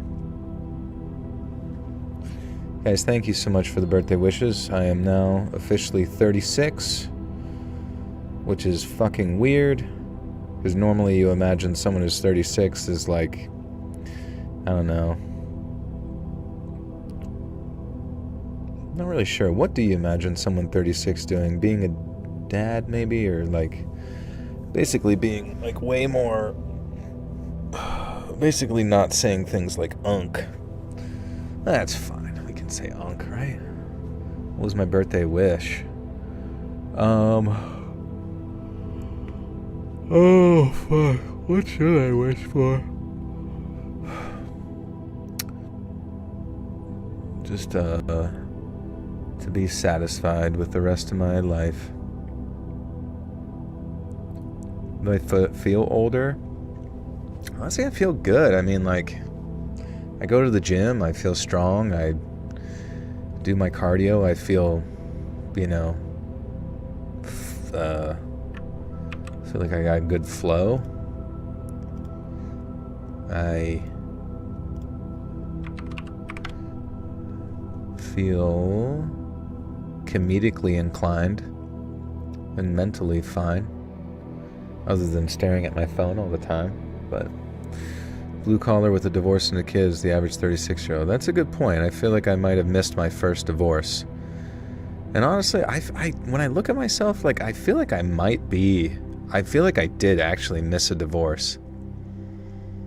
Like, I'm definitely one of those people who would be like, I don't know, been married since, 21, and be like, all right, divorce time. Maybe not, no. Maybe I would have been like a really good, whatever the fuck that is. Did you know 36 is the most desirable age to be in? It's on a Vsauce video. Really? Everybody just wants to be 36. Alright, yeah. I'm at my most desirable for this next year, guys. Skipped all the divorces, skipped all the baggage. I'm literally at the peak of my life right now.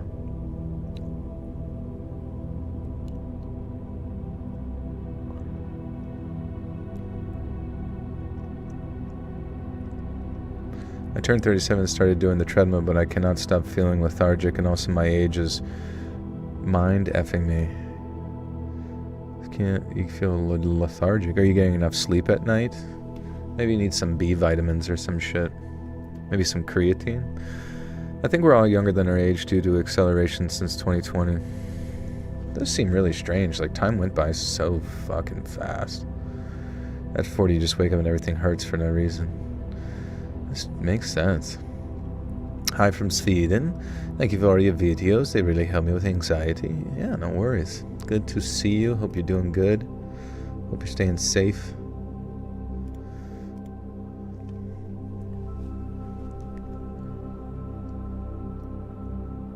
Okay. I've been a search and rescue officer for almost 20 years now. And of all the rescue operations I've ever been a part of, which must be coming up on close to 100 now, this is the one that stayed with me the most. We were on night shift when the call came in, sitting in what amounted to the lounge over at HQ. There was myself, two guys named Kobe and Rogers, and our team leader, Spence. The TV in the corner was on some random channel with the volume down as usual, and I was helping myself to my second cup of coffee as Kobe updated the weather overlay on the topo map. Hey Sam, thank you for the 10. Says happy birthday, Papi Chulo. I told computer to make sure you have such a great day. Give my love to the sweet baby boy too. I shall. Thank you, Sam. You're always too kind to me. Thank you, thank you. Papi Chulo. I'm 59. Best advice would be you don't want to look back and say I should have, I could have, I would have. Towards what, though? Just anything you want? What are some of the things that you wish you could have, should have, would have?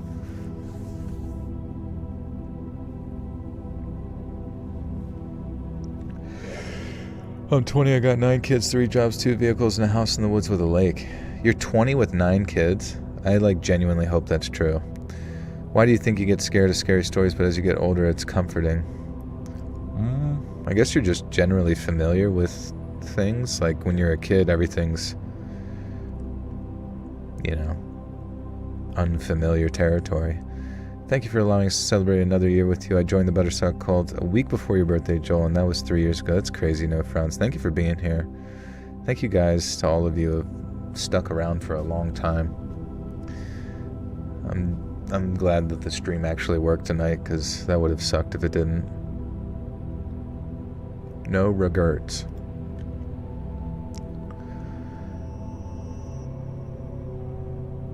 Is it Topo Map or Topo Map? The Taco Map. Okay, hold on a second real quick. I gotta look this up. Topo Marigato. English? Do you have English? Bring out the cheese balls. Because as you get older, you are tainted darkness and dread, and you look forward to the comforting oblivion. I don't know, dude. But it does kind of seem like when you're 85 and things suck, people look forward to death more. But I did just see a video earlier where a woman, she was 94 years old, and she looked like an in-shape 60-year-old. She looked like an in-shape 60-year-old. So, if you guys start right now, work out at least 4 or 5 times a week, even if it's just doing fucking stretches and shit, I think you can just live forever pretty comfortably. The Silencer, thank you. Wishing you a very happy birthday, Joel. Thank you, Silencer. Good to see you. When you really knows, yes. Okay. The TV in the corner was on some random channel with the volume down as usual, and I was helping myself to my second cup of coffee as Kobe updated the weather overlay on the topo maps. I think Rogers was checking gear bags while Spence kicked back in a chair reading a book. But we didn't mind. He'd been pulling people out of danger since we were all in diapers, meaning he'd earned the right to put his feet up. And that is what the typical on-call shift looked like. Quiet, but not relaxed, because we were always waiting for that crackle of our radios and voice of some country dispatcher telling us where we were needed. And then when it came time, we sprang into action. We had a missing hiker on our hands here, a male in his mid-50s who was overdue by 2 days from a solo backpacking trip up in the Cascades. Now, the weather had been pretty good for the past few days, but this guy was in the northern Cascades, and up there, they've got steep draws, thick timber, and rock faces that'll eat up yourself. That'll gobble up your balls. Big juicy balls detected. Have you guys seen that meme where it's like just it's like an emoji, like a yellow emoji, but he's got like glasses and like Secret Service, like, and he's got his hands up to his ears, and it's like big juicy balls detected.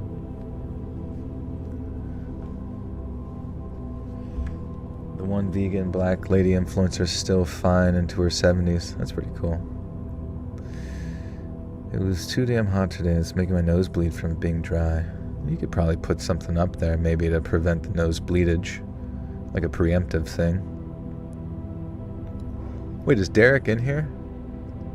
Oh, there he is. Damn, man, I've been here since 2028. Hell yeah. Derek, is your channel remonetized? Guys, congratulate Derek on his remonetization.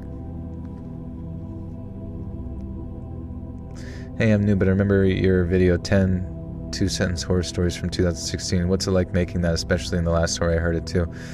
You'll have to ask Axeman Cartoons. He's the one that animated it. I just did like voices for it, the narration. But I believe on his Instagram, if you go to Axeman Cartoons, like axe, like a chopping axe, he might have his Instagram or maybe on his YouTube channel talking about making it.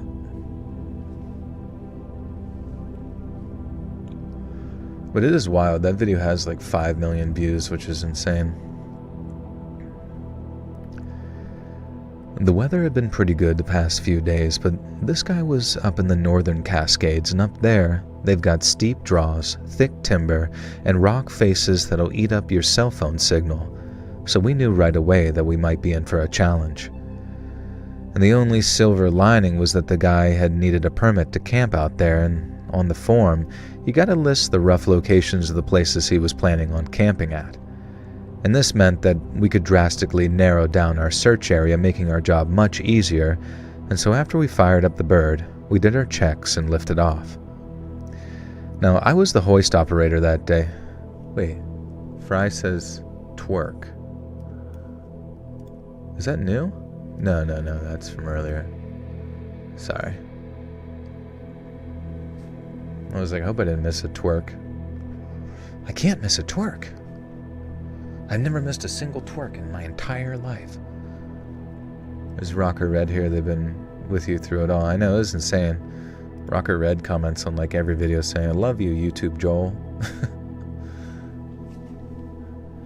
It's just, honestly, I think the craziest thing about that, like people sticking with the channel for so long, is like just having an interest in one particular YouTube channel or like form of content for like 10 years is like awesome. I mean, I guess I've done it with certain people, like just basically watch them here and there for like a long ass time, but it still just like blows my mind that some people would stick with me for like that long. Carol, thank you for the 5. Says, I'm a Gemini too. Happy birthday, Joel. Happy birthday, or thank you, Carol. When's your birthday?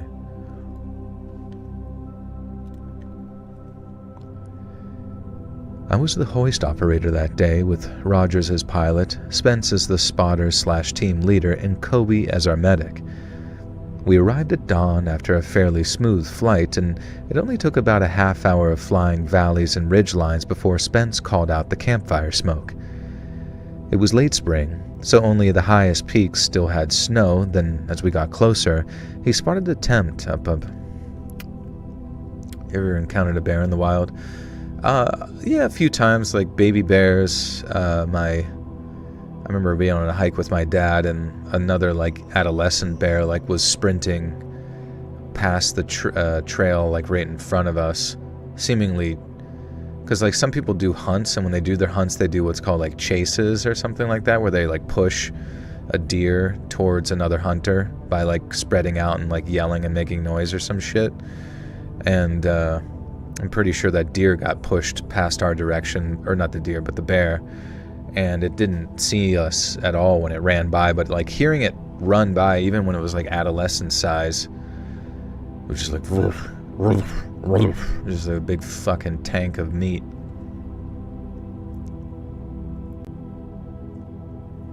I mean, the last thing I saw this one video the other day where it was a really, really like zoomed in shot from far away from like one mountainside to the other. And a fucking grizzly bear was like sprinting down a mountain, like down the side of like a mountain going, I don't even know, like 30 miles per hour, maybe more. And like it sprinted by this dude, and it like literally just missed him by like what seems like a fucking arm length as it like reached its arm out to grab him. But since it was going so fast, it was just going to lose its balance, and it just like gave up and kept running by him at that speed. And I was just thinking like how fucking terrifying that would be to like have just barely missed a bear like basically decapitating you. Which you probably could have did if its like claw hit your neck at that like going that fast. Wagoo Error Trick with the 5 says, been here since 85. Happy Burmos, thank you.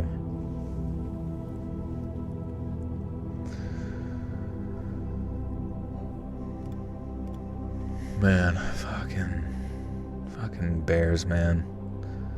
I think it's just the parasites in the fish making them crazy. It was late spring, so only the highest peaks still had snow. Then as we got closer, he spotted a tent up in a small clearing. We orbited, confirming the tent matched the description of our missing hikers, and then as we did, the guy came out of his tent and started waving us off. At first it looked like he was waving us in and trying to direct us towards a place to land, but then after slowing and dropping enough so we could use the hoist, I realized what he was really doing. He was throwing his arms away from himself with open palms, and unlike almost everyone else we rescued from certain doom, he did not look happy to see us. I rigged in for the hoist while Rog got us. Rogers? It says Rog. Was one of the guy named Rogers? Oh yeah, Rog. Rogman. Bears can smell the menstruation. Joe Rogan has people on his podcast with crazy bear stories. I mean, I saw that one dude. I mean, he got his entire, like, lower jaw bit off by a bear. I'll be honest. I mean, I guess I could keep living, but I don't know if I could really handle living with missing a whole jaw and, like, having to have, like, a ventriloquist dummy-like thing attached to my face. The Ipswich Trail came out there. There's 500-pound black bear. The 3 days was behind my house. That's crazy. That's crazy.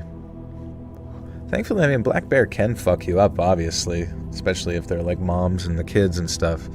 But it seems like they usually are pretty skittish, unlike the grizzly bears. Who? Do you ever see the videos of the grizzly bears where they don't even look like they're looking at somebody? They're just, but you see them like sniffing the air, like, "Arr, arr, arr," and then they just fucking like take off, going as fast as like a car at 1,000 pounds towards people. Isn't there bears in Pennsylvania? Yeah, there's black bears. But yeah, they're very skittish for the most part. Like, they don't really want to fuck with people. And sometimes they do false charges, which is kind of interesting. But still, they can, you know, they can and have like messed people up pretty bad. A slight speech impediment.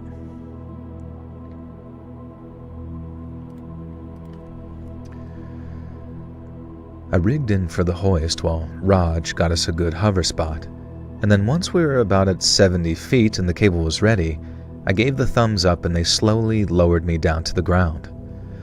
I could hear him yelling as I got close. God damn it. I could hear him yelling as I got close to him, but I couldn't make out what he was saying over the sound of the bird's rotors. His tent was pitched neatly and the pack laying next to it looked organized, but the guy himself looked rough with dirty clothes, a wild beard, and eyes that looked way too wide to belong to anyone lucid. After my feet hit the dirt and I unhooked, I identified myself with a standard SAR intro. I yelled out my name, what agency I was with, and made it clear that I was there to help, but he didn't seem interested in any of it. He just kept yelling over me, saying me and my crew need to get out of there right now, before they changed their minds and wouldn't let us. I'd encountered stuff like that before with lost hikers and campers, especially out in the backcountry. When people get lost, they get exhausted, malnourished, and dehydrated. And then once they get isolated for a couple of days, sometimes their heads start spinning, and they start thinking all kinds of crazy thoughts that they would never have among civilization. Now, I had to keep on yelling at him, but I did it slowly, with my palms out flat and my voice even. Now, we're trained on how to deal with people who might be heightened states of fear. Who might be in heightened states of fear. Have you seen people use a trident on bears? I've not, no. Does it work? Have you been? I was about to listen to one of your videos before and saw you were live. Thank you. Dude took enough acid to last him a week. They're coming back. It's Man Bear Pig. We have a grizzly research center at the uni in our town. You can park and walk up within 8 feet of them through double and sometimes triple fencing. Amazing free date spot. Jesus Christ. What you should do is cut the wire. Just kidding, don't do that. JK. For legal purposes, I have to say that this was not serious. Any critters that outsways me by a power of 3 is unnerving, for sure, bro. Remember that one kid whose grandma, let him stick his head out the window and then a bison, headbutt him right in the chin? He survived, but I swear to God, he got headbutt right in the fucking chin. His, teeth had to be, his jaw had to be, something.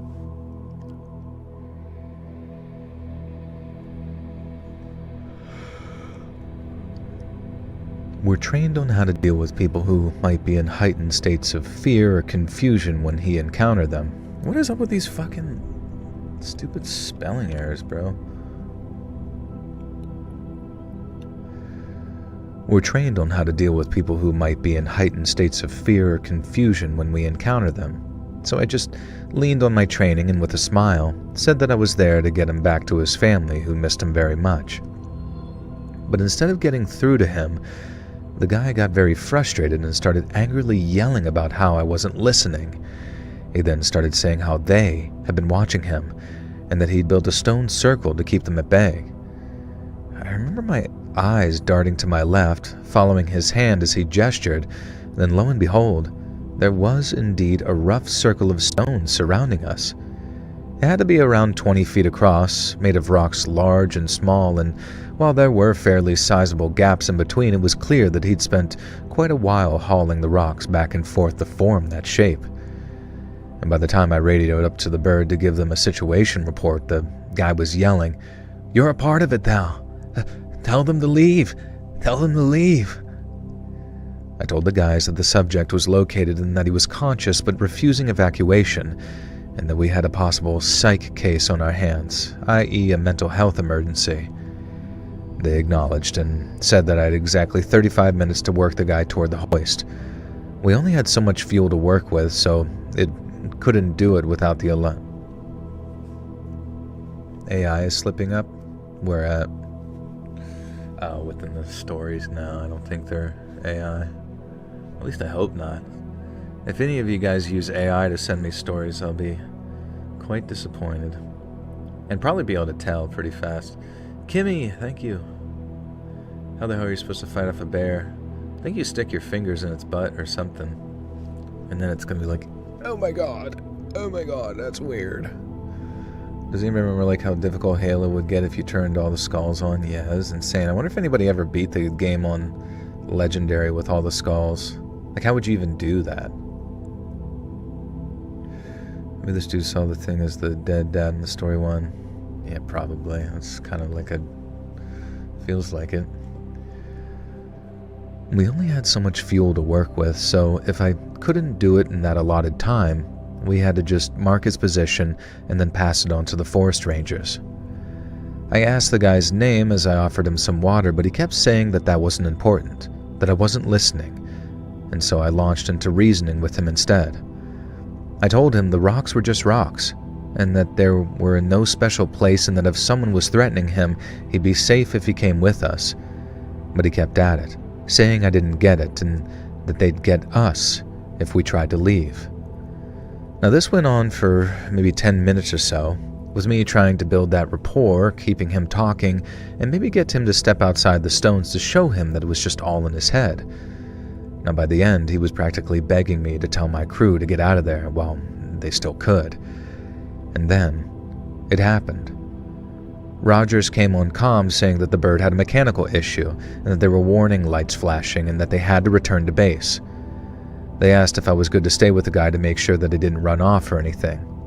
And then, since it was most likely a psych issue, and I was only likely to be alone with him for a couple of hours at most, I said I didn't mind.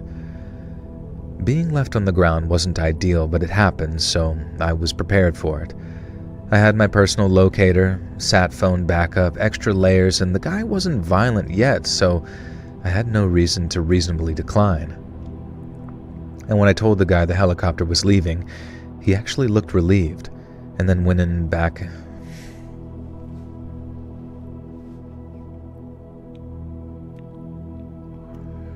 I was disappointed, man, because Halo was like respectively difficult, and then they changed it up and went weak so everybody could be a winner, and that's not how a game's supposed to be.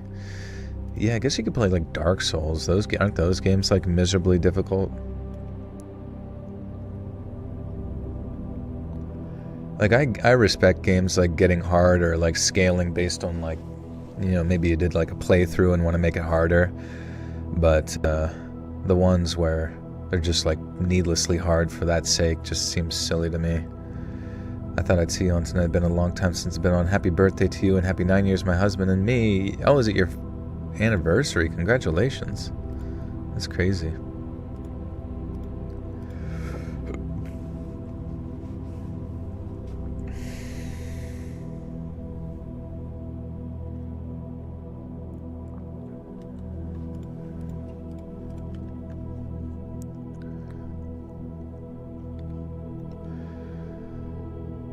When I told the guy the helicopter was leaving, he actually looked relieved, and then launched back into his rant about how they needed to leave and how we needed to stay in that circle.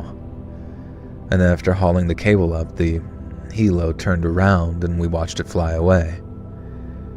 Now as silence returned to the mountains, I tried playing along with the guy to some degree. I let him explain things as best he could, which seemed to calm him, and he told me how each stone was placed in alignments with the peaks around us. If the circle stayed intact, they couldn't fully manifest, whereas if we existed inside it together, we were safe. Now, in as friendly a manner as possible, I asked the guy who they were, and he said he didn't know, but then made clear that he'd seen them following him, and that he wasn't just imagining anything. Now, I didn't believe anything that guy had to say about his stone circle, but I did have to consider the possibility that someone was following him, someone intent on doing him harm. And if they were intent on doing our missing hiker harm, then I could only assume that they'd subject me to a similar treatment. In which case, I had to get them the hell out of... Crazy ghost story, what happened? Hey, Alexa, thank you. In which case, I had to get him the hell out of this circle and to some place they wouldn't find us until the chopper returned. Convinced that all I needed to do was demonstrate reality, I walked out to the boundary and stepped over it. I'm not sure why I was expecting a good reaction. I just figured whatever it was would be a little less animated, shall we say. But when I stepped over that imaginary line and exposed his little fantasy as fiction, the guy lost it. He kind of stuttered and stammered at first, choking on his words while clenching his jaw. Then after his face went so red it seemed like he was about to burst a blood vessel, he came at it. He moved fast for... came at it. Came at me. He came at it. Hey Joel, is it cool if Jack comes over and brings a cake at 3 a.m. is that against the law and unhinged? Honestly, as long as there's, if I knew people wouldn't kill me and turn me into cake, backroom style, I'd be on board. The only games I ever admitted beat me were Soul Calibur, the one with the tower, Lost Souls, and made it to the 59th floor. Damn. Why does this sound like a SpongeBob episode? Any piercings? I'd have like a really big bowl nose piercing. You can use it to like knock on my front door and my mouth will open.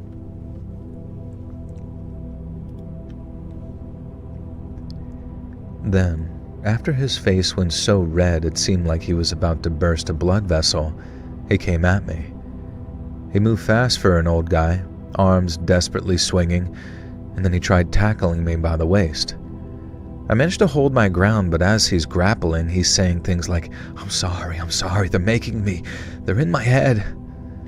Apologizing, even as he tried to wrap his hands around my neck to choke me. Now, I'm not a small guy, and I'm trained to deal with that kind of stuff too, so all I had to do was get some leverage, get him on the ground, and then put him in a hold. I managed to do so without hurting him, but then, even as I'm holding him steadily, I'm trying to talk him down, saying things like, easy buddy, you don't have to do this, so just stop.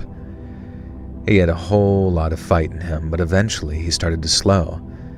And then when the fight went out of him altogether, he started to cry.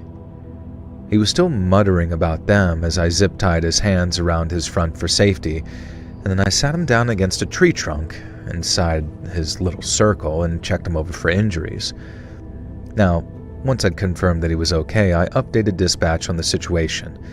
They noted it, then relayed that the bird was on deck back at base with maintenance crews swarming it, and they'd be back with me as soon as possible. I trusted that they'd be true to their word, but the next couple of hours still felt like a heck of a long time.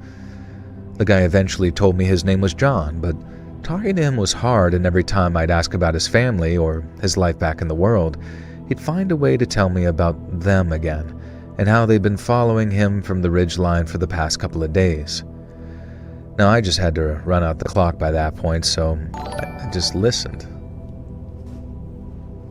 I don't know why the notification switches over. Let me check something. Oh, it's weird. Not Jackie Chan, thank you for the $1.50, bro. Thank you.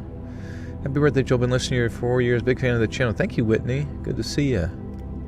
Gracioso.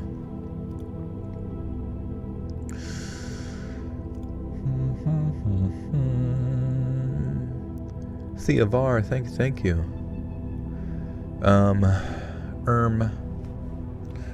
What the scallop? What are we even reading right now?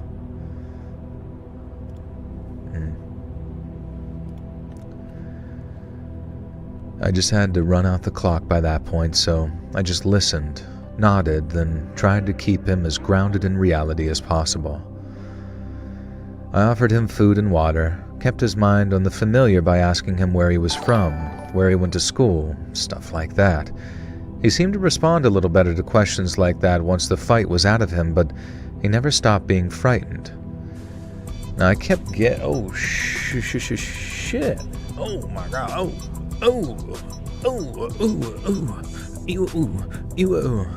First off, Hod Tower, thank you for the 10. Happy birthday, big dog. Thank you, Howard, Hod Tower. Jackie Chan, thank you for another $1.50. And Phil Roybal with the 36 says, happy birthday to you, dude. Thanks for always getting me through my work days. You're welcome, friend. Thank you for the support. Thank you for listening. God bless you guys. Oh, what a beautiful life. 36 years, going strong. Throwing it back in a circle. Oh, yeah, fuck. I was always kind of curious, like, what it must be like to be a chick and, like, people stare at your butt. You know what I mean? Like, it's just, like, such a, like, you're not even, like, how often are you thinking about your butt? right? It's like where you shit from. It's what you sit on. It's just kind of like back there, it farts. But then sometimes you just be walking and like some disgusting old trucker is like,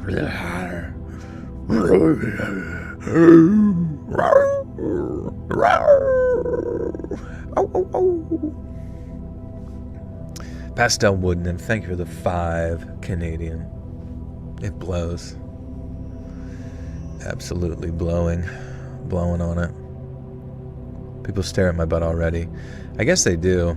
I've been seeing that gay guy at the gym a lot lately, and man, I swear to God, I'm about to have my way with him if he doesn't stop looking at me.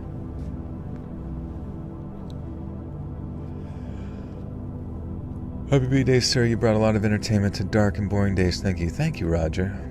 Thank you. I wore shorts the other day, and a man at a gas station looked at my legs too long and grossly, and it felt yucky.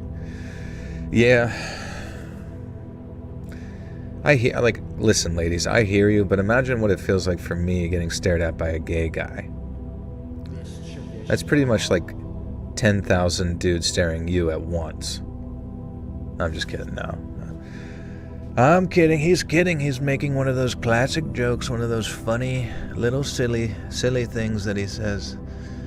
Really nothing about what he just said should ever be yelled at. You really probably shouldn't even be angry at him, even one bit. Hey, Russian Letters, thank you for the 6 months. Welcome back, friend. Good to see you. Fry was the gay guy, yeah.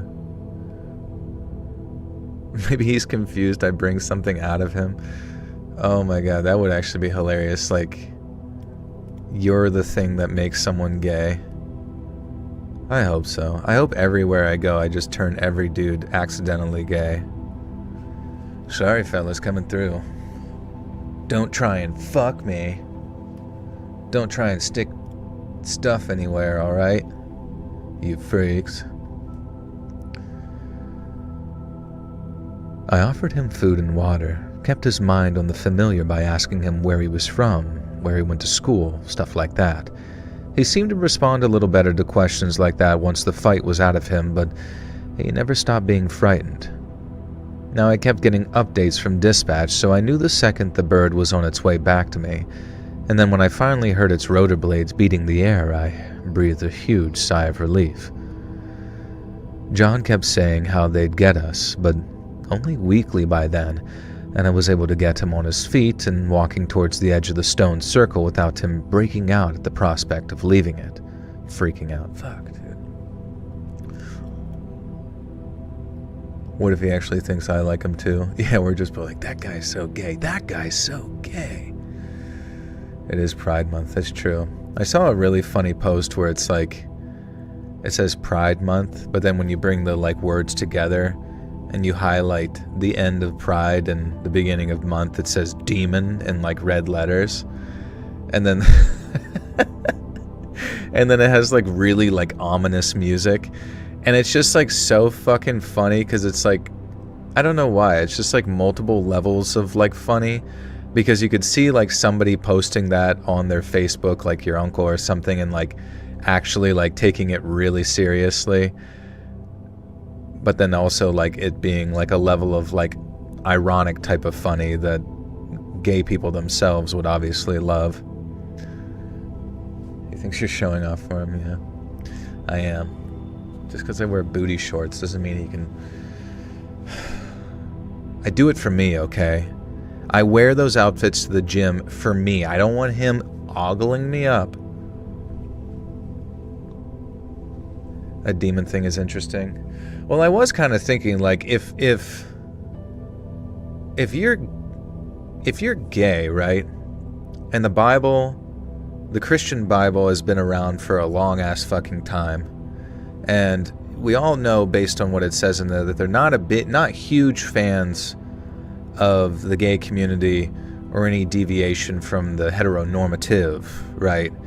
And there's also a pretty specific line about about like pride, and then also like some really specific line about like the rainbow, you know, after the flood, like representing like God's like never gonna do that to the earth again or some shit.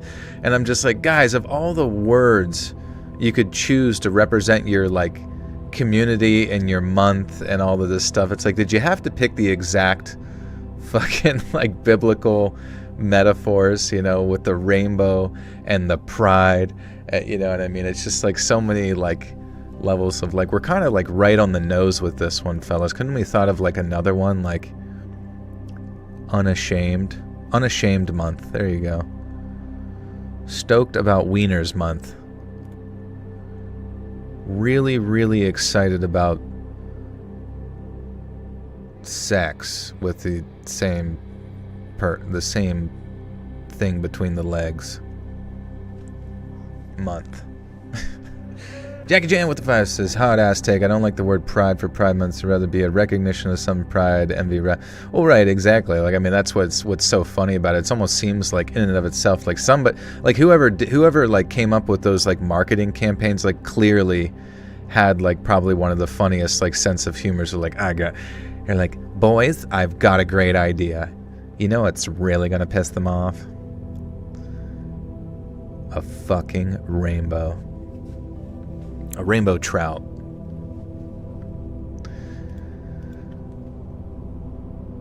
John kept saying how they'd get us, but only weakly by then, and how I was able to get him on his feet and walking towards the edge of the stone circle without him freaking out at the prospect of leaving it. I radioed up to the bird as it started to hover, saying that the situation had been resolved, but then the second me and John stepped out of the circle, he collapsed in some pile. I tried to catch him, but it was like someone just cut his strings and folded him up. I tried to get him back on his back, and I saw his eyes were open but completely blank. There was no response to voice, no pain reaction when I did a sternal rub, which is hard knuckle grinding on the chest bone. It was like he'd fallen into some kind of trance. It scared the hell out of me how sudden it was, but I just kept on doing my job and called for the litter. Kobe lowered it, having taken over hoist duties until I got back on board, and then after I carefully packaged John into that litter, with the straps tight, an oxygen mask on, the cervical collar just in case, they winched him up and then me in turn. John, which turned out not to be his real name, stayed out for the whole flight.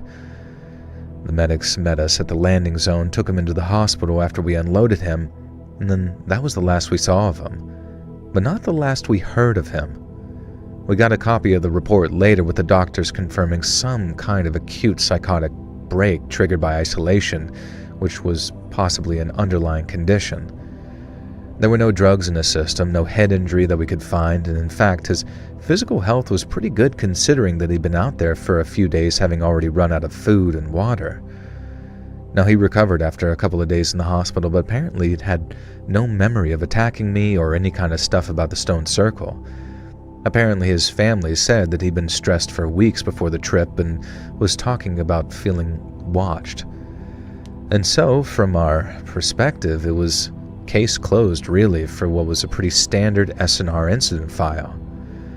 We debriefed back at the station, talked about psych evals for extended missions, and discussed having some better comms when leaving a rescuer on the ground. But the thing that bothers me still was how real it all seemed to him. It's something about the way he apologized while his hands were grasping for my neck, like something else was driving. And then the way he collapsed the instant he left those stones. I pulled plenty of people out of danger, people who were hypothermia.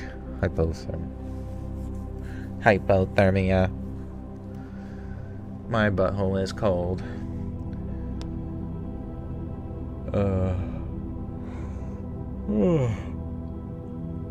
Thank you, Wanderer.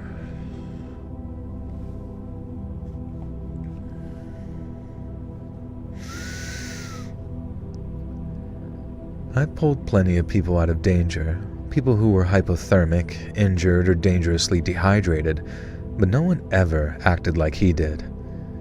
We got him home safe, which from our perspective is a job well done, but it's one that haunts me far more than I like to admit. Hey, tiny shiny snake, thank you. My friends and I had a circle of stone chairs made out of the local flat rock.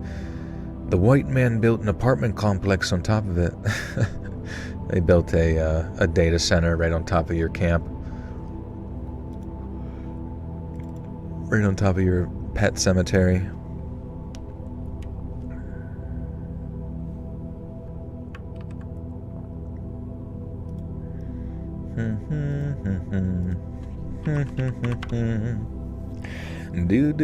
Doodle bob, doodle bob.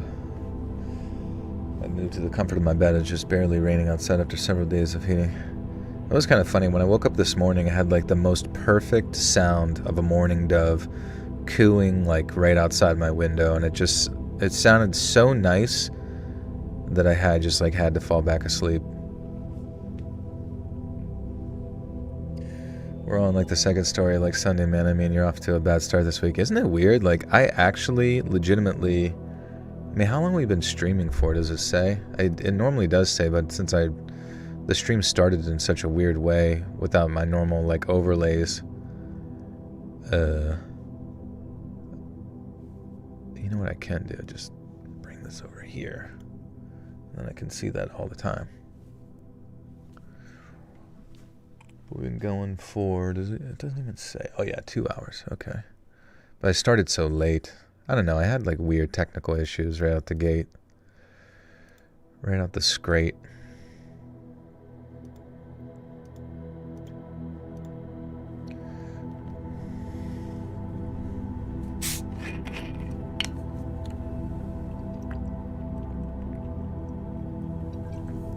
It's also 1 a.m. and I gotta be up in 7 hours. But I don't really want to stop yet. Maybe since it's my birthday, I should go to...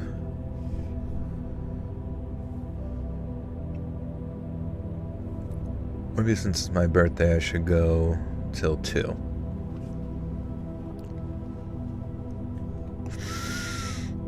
Okay. The single craziest, most horrifying thing I ever personally witnessed in my whole damn life happened while I was out hiking a wilderness trail one summer. Now, I was out in the Adirondacks, just me and my pack, putting down miles and burning off stress. It had been a beautiful morning, too. Bright blue sky, not a cloud in sight, and so quiet up there that you could hear a rat pissing on cotton, as they say.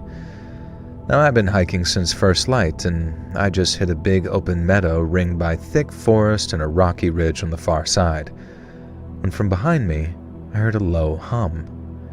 I turned around, shaded my eyes, and looked up, and then sure enough, I spotted a little single-engine plane coming over the trees. You don't get a lot of air traffic in places like that, so I thought that it was pretty cool to sight-see a little single-engine flying low up there in the mountains. I smiled to myself, stopped to watch it pass, and even waved like an idiot, even though I was pretty sure that the pilot wouldn't be able to see me. Now, even though I could hear that low hum getting louder and louder, it was still kind of peaceful watching that thing soar through the big blue sky. But then, the noise from the engine suddenly changed. It went from a smooth drone to a sort of rough, coughing splitter. What is this word? Splitter? Sputter. Probably want to say sputter. Rough, coughing sputter. Are you going to end at 4 a.m. and go again? I don't think I can stay up till 4 a.m. I don't think I could. 24-hour birthday stream. You think there's a spiritual meaning to getting a sunburn and then a steam burn within 3 days? Sunburn, steam burn. Maybe you're just clumsy. Do you even magnesium anymore? I don't magnesium anymore because the magnesium I use, I notice like after I use it over a period of time, it initially helps me, and then for whatever reason, I don't know if it like builds up inside my body or something, but it has, I'm not sure how to describe it. It has like an antagonist effect where it just like all of a sudden I start like jolting awake and like waking back up. It's very weird. Stay alive while you're at the gym so you can hear the noises.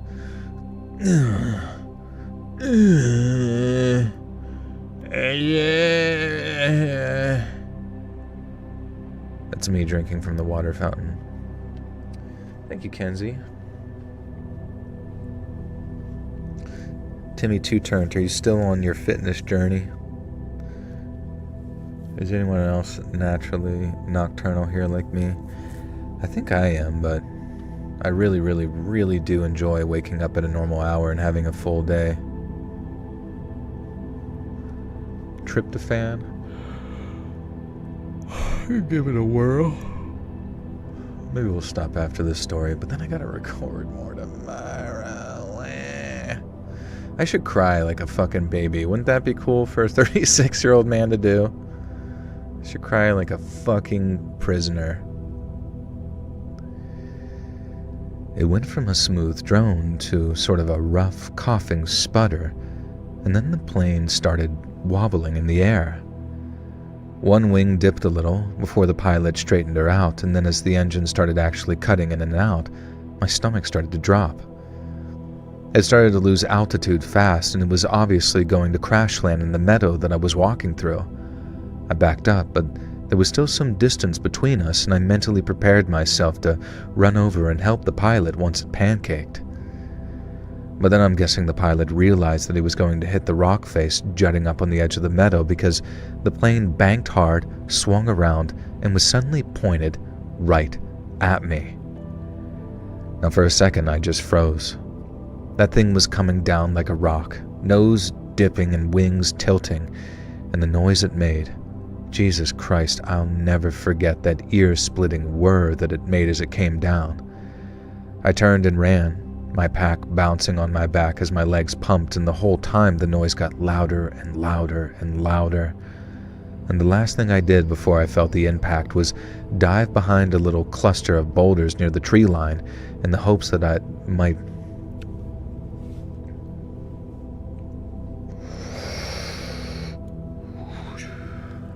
Definitely naturally nocturnal, but I do like to be up in the afternoon and evening, but my body naturally wants to stay up all night, and I do, and do most of the week. Damn. Y'all need to be getting some sleep. Hey, Aaron sleeps from 7 a.m. to 3 p.m. Are you a night shifter, Aaron, or you just have a mysterious source of income? Do you use nicotine for any videos or recreationally? On and off person, finish vape, stop a month and more, and I'll be banned here in Utah now. You know, I've tried like Zins and things like that, but I don't know, it kind of makes me have a bit of a tummy ache or like gives me anxiety, so I don't really use nicotine that much, to be honest with you. Just for funsies. Hey, El Augusto with the 10 says, ho ho ho, merry birth, Joe. I'm going to transfer out of the ER after this week and become a cook. Looking forward to more time to listen to you. Really? Wait, what do you do in the ER right now that you would transfer to cooking? You're going to cook people. You collect their organs. Thank you for the 10. I need to go out for ice cream or commit to felony. I decided the way to great meme. Do you eat standing up?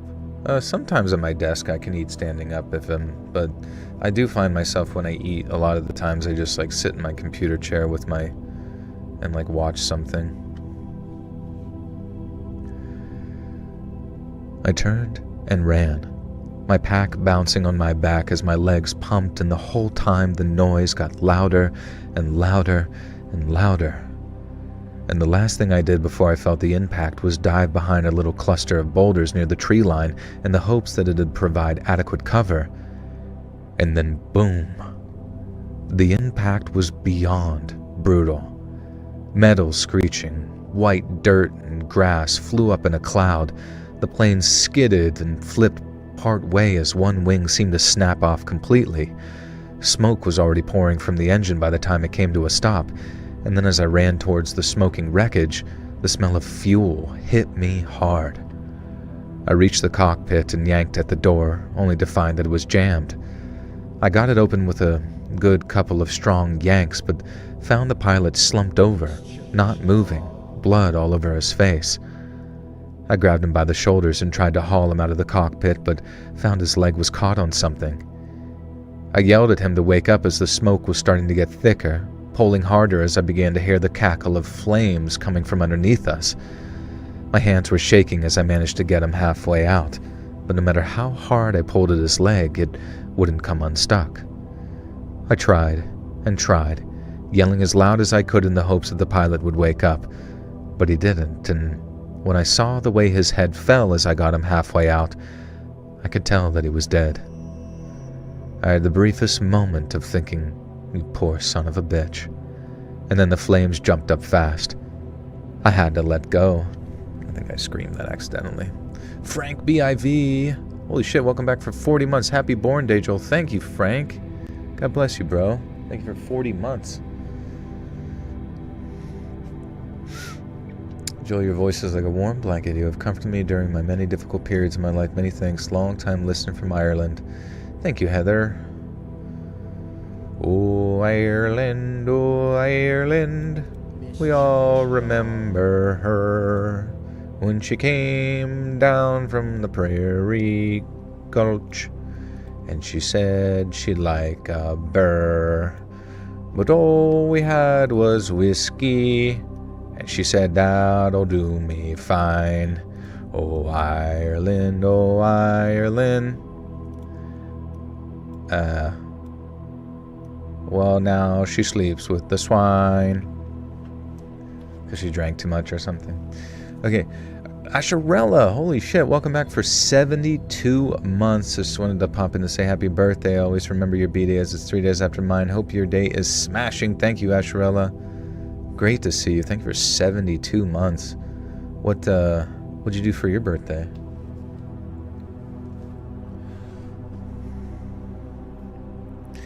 And Aram Chowdhury. Wow, long time no see with the 10 Canadians. Says, yo, happy birthday, Joel. I barely pop in the streams anymore, but this has become an annual ritual. Here's to many more years of you reading us big babies our big baby bedtime stories. Thank you, bro. Good to see you. Thank you, and welcome back. I will continue to doing this forever.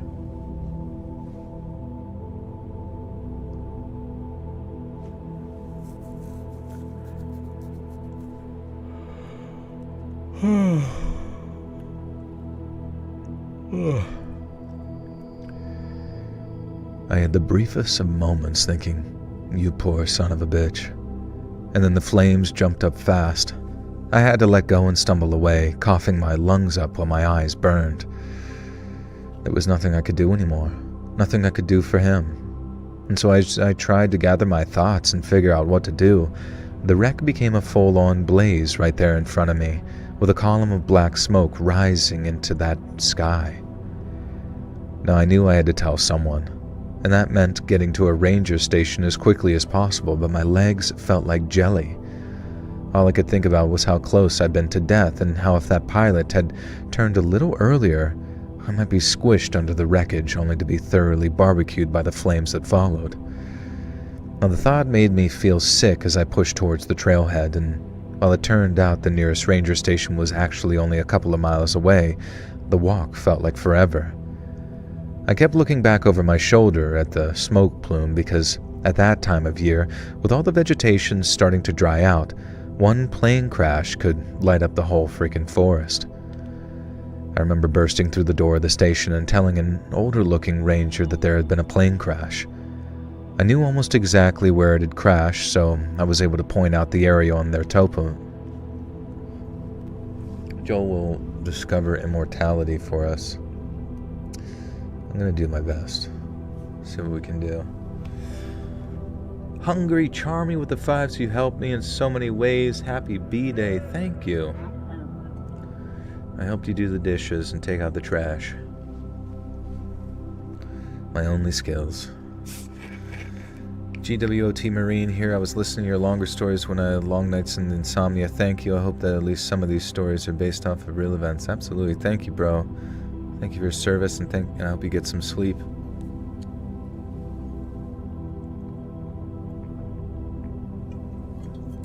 Ireland, oh Ireland, won't you keep you just like mine? Videos and thumbnails for the channel are always awesome. Yes, yes, yes. I still remember in like The Office when I forget which episode he says it, but he just says like yes, like what? Why does Michael say, I forget what he's like saying, but he says yesh with like an SH.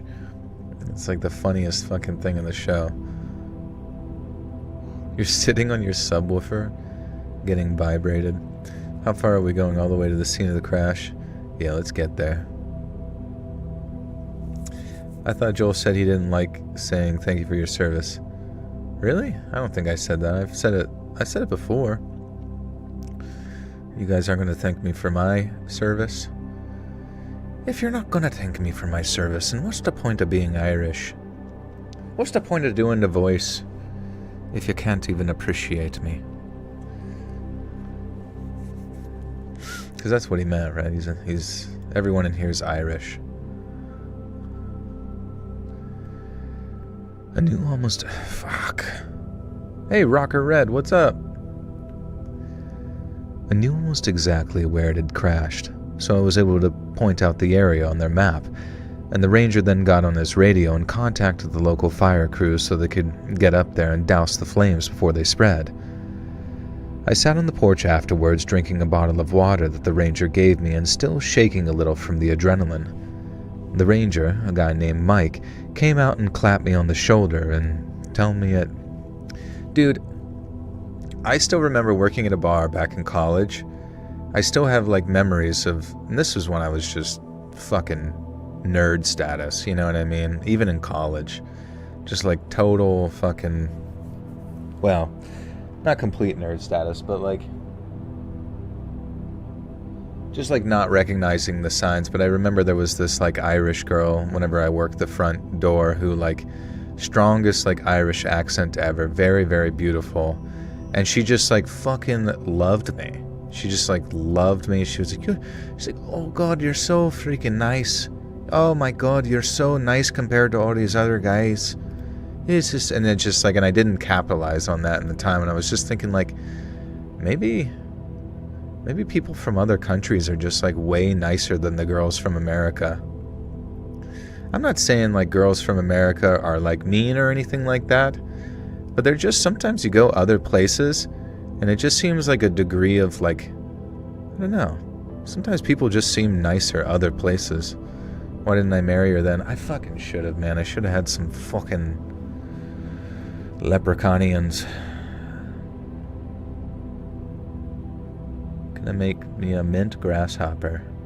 I can find you a bunch of grasshoppers and smush them into a goo.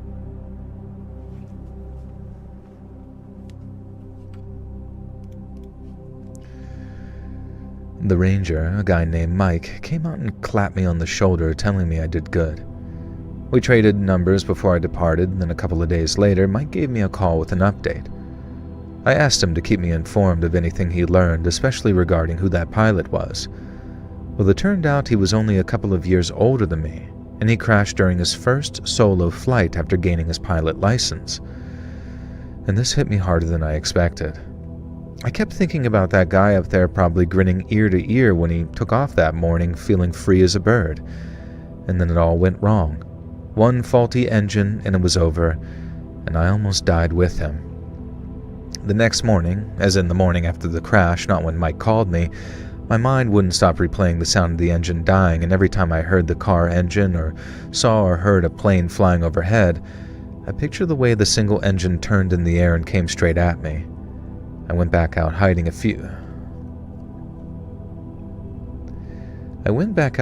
few weeks later on the same trails in the same meadow.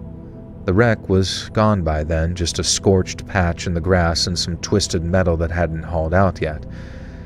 Now, I remember just standing there for a while listening to the quiet and saying a silent prayer for that poor guy who died. That morning changed how I looked at the sky. Years later, whenever I hear a plane in the distance, sometimes I stop and think about the crash, and I used to feel my heart rate pick up a little bit, but nowadays it's a calmer sort of recollection. Think about the pilot and who's living his dream, or maybe 20 minutes or so before it turned into a nightmare, and I think about how close I came to becoming part of his story, instead of just the guy who watched it end. The next one. Nice. Basketball.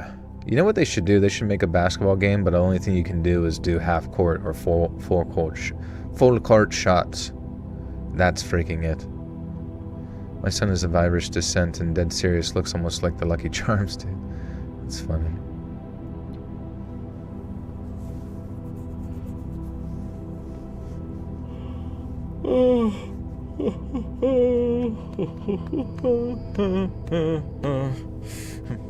Okay, story 3 in the books.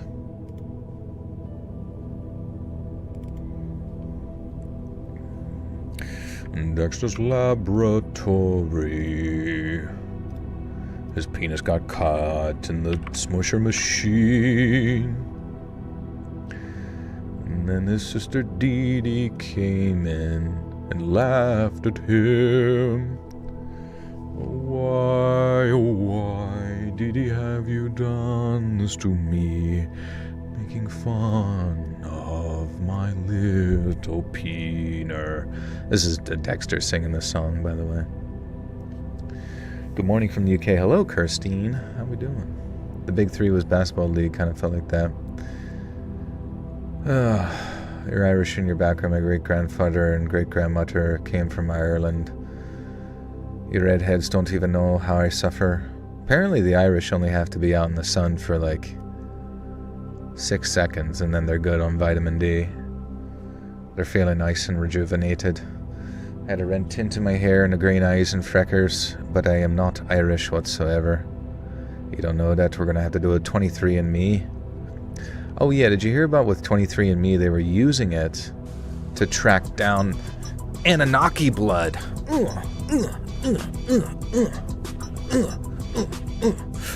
yeah. Ooh, who is that? Traveler of Crossroads with a $50. Says, happy birthday, Joel. Shake that ass in celebration of another year around the sun.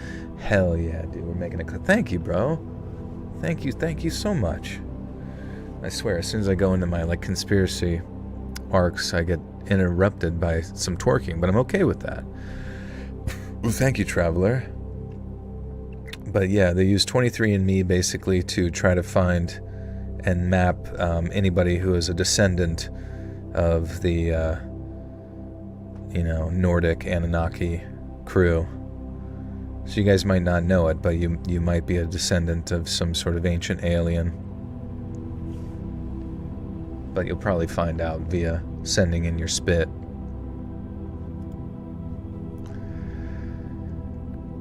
I was into wilderness hiking for the longest time, and this...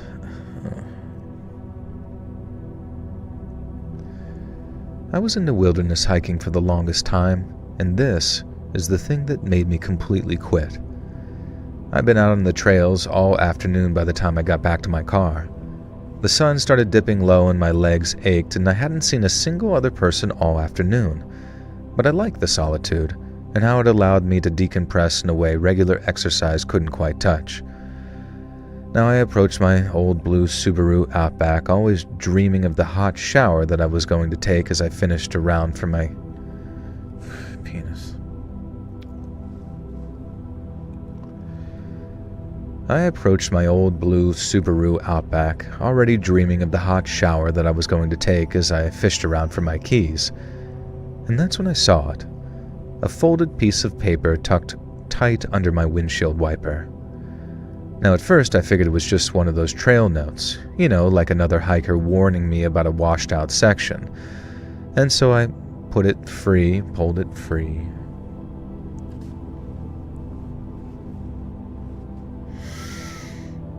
Yeah, what is all of your guys' genetic makeup? Tell me right now.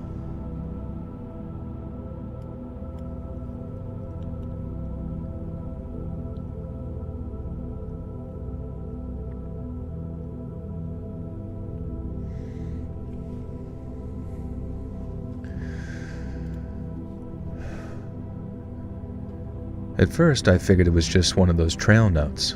Like another hiker warning me about a washed-out section or something. And so I pulled it free, unfolded it right there by the car, and started reading.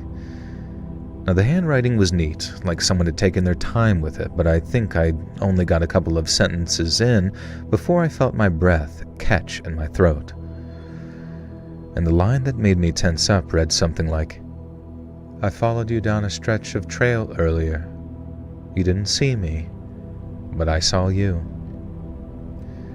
And to prove it wasn't just some prank, the person who wrote the note started describing what I was wearing. How I had a red pack, gray hiking pants, and a green long sleeve.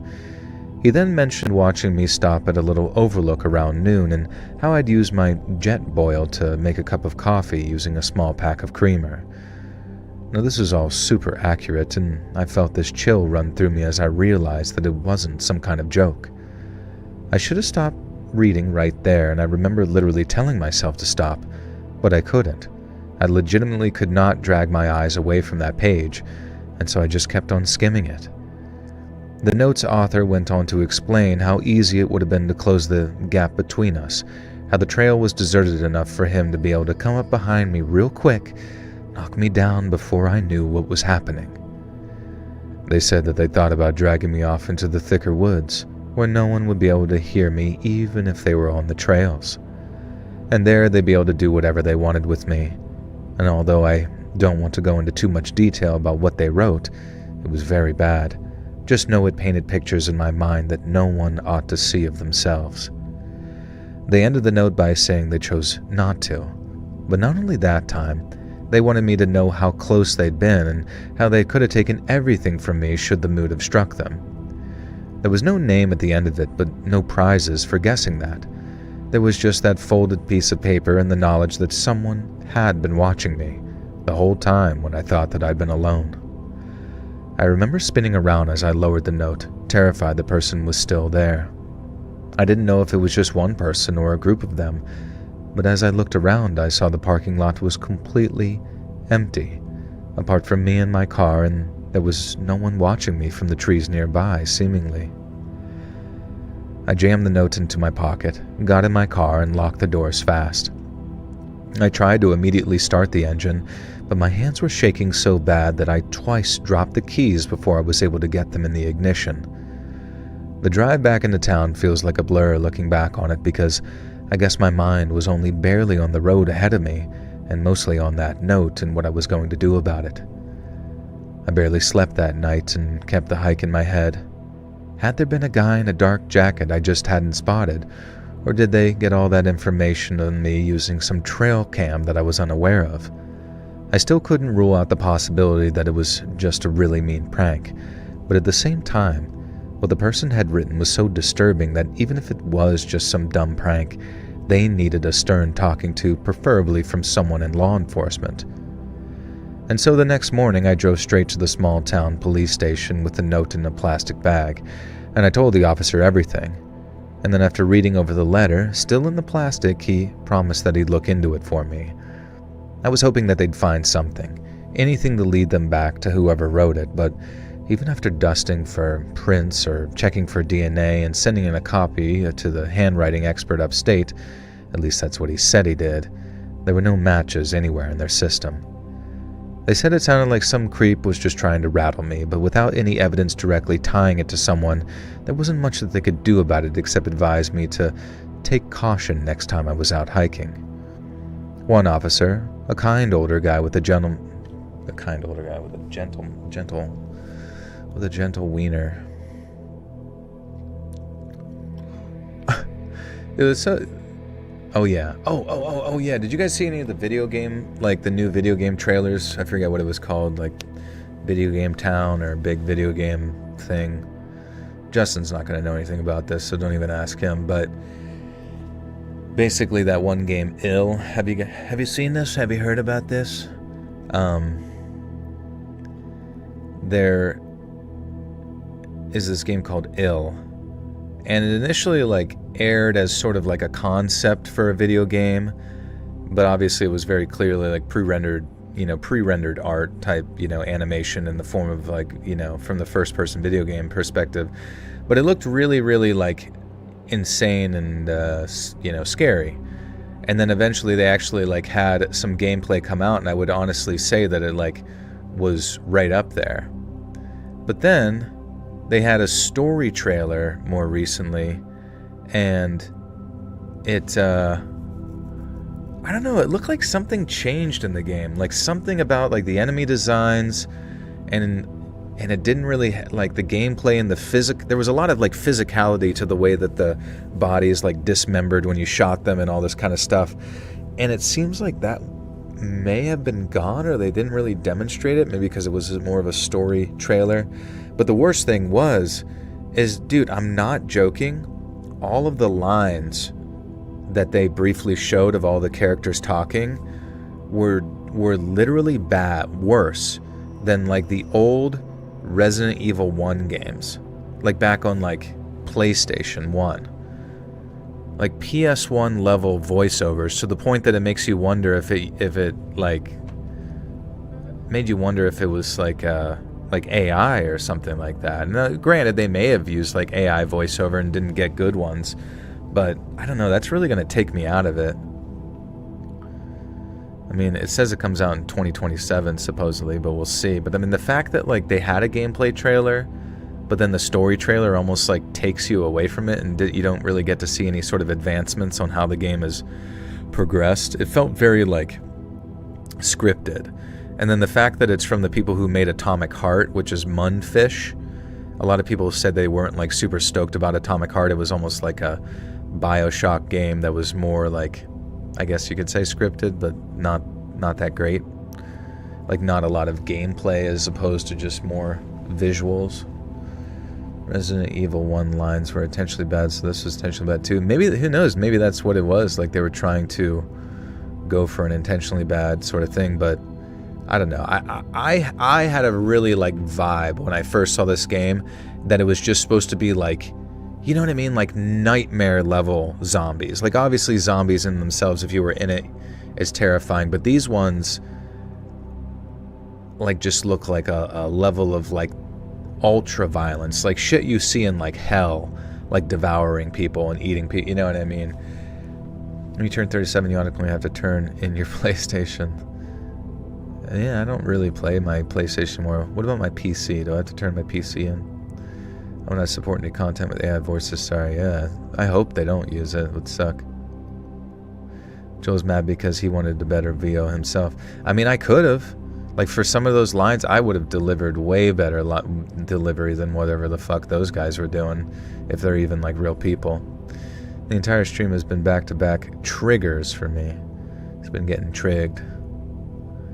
It's almost like this entire month he's been filled with pride.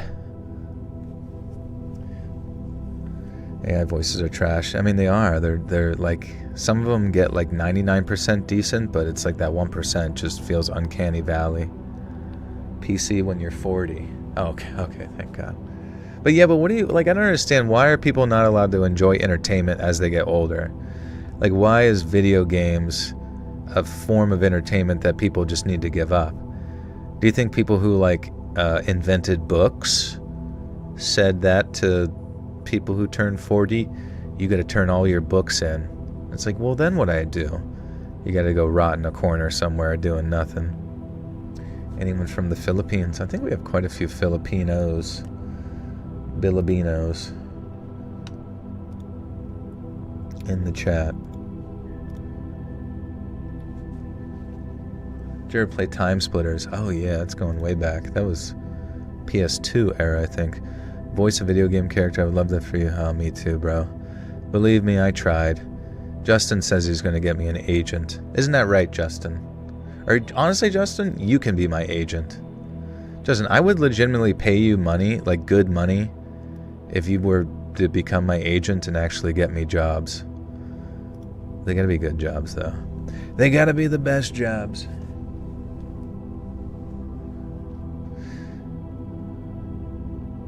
You're 43 and just screamed last night. What happened? Fry's half Filipino and half Filipina. This is what happens when a man and a woman come together and make a baby. They're half man, half woman. One officer, a kind older guy with a mustache, suggested that I stick to busier trails from now on. He told me people got weird ideas in the backcountry where the rules feel looser, and reiterated that it was probably just some loser trying to scare me. But his words didn't comfort me, not in the way that he intended anyway, Because no matter how well-meaning he was, he couldn't promise the guy wouldn't try again, and he couldn't say for sure that it was just a one-time note. Now, the next time I went hiking, which turned out to be my final time ever, I carried a knife and a gun with me and downloaded an app that shared my location with friends and family. Now, I carried pepper spray as well, and on the advice of that friendly cop, only stuck to busier trails and more commercial parks and green spaces, but none of it erased that feeling that I just wasn't safe out there. I kept thinking about what had been written the casual way. I just kept thinking about the casual way they described dragging me away. It wasn't just the violence they hinted at, it was the power they asserted over me, reminding me that no matter how strong or prepared I felt, someone could simply decide that I was prey, and that was that. When I got home, I canceled a multi-day backpacking trip that I'd planned for that summer. It hurt to do it, but there was no getting around the note had to send in a sample of your version into the creators. Well, that's fair, yeah. It's like a Russian development studio, so maybe they did use AI just to like bypass the, They seem very tech savvy over there. It hurt to do it, but there was no getting around that note and what it had taken. Hey, Noel, thank you.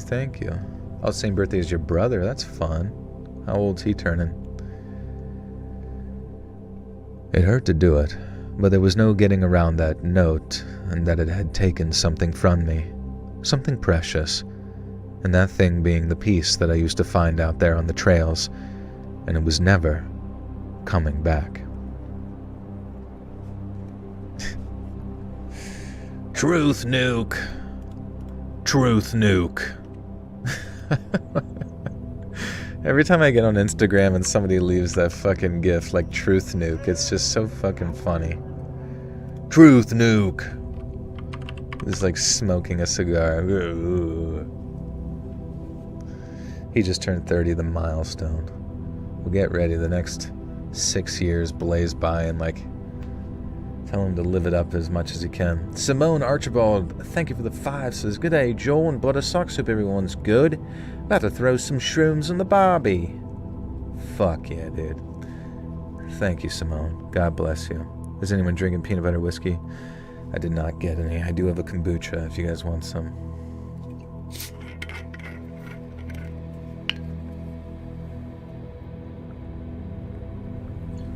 Spyro and Sly Cooper, Band of Thieves. Oh, yeah.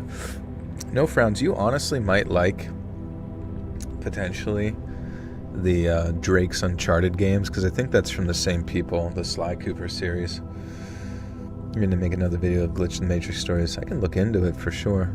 Let's move to Australia and you can be a huge star there. America is cooked. Hollywood is dead. Do you really think so, Justin? Yeah, it definitely is. I mean, it seems like most people within Hollywood are trying to get to like independent stuff anyways, and as we can see, like some of the highest performing movies in the past like 2 weeks were kind of like produced by independent folk. Well, not completely independent, but definitely lower budget. What the hell was that? Uncharted is the Crash Bandicoot team. Oh, okay. Right. Who was Sly Cooper? Oh, didn't Sly Cooper make the Assassin's Creed ones? Maybe not. I swear I thought Sly Cooper was like a prelude to something else. You know what we do need, honestly, though, is like more of those games like Spyro, Sly Cooper, you know, like the platforming games, but they're kind of like Mario.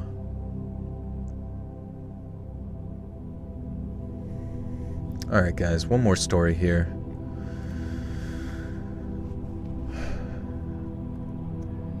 My wife and brother-in-law were almost run off the road by some a-hole in a beat-up truck who swerved way too hard coming onto what you British people call the motorway.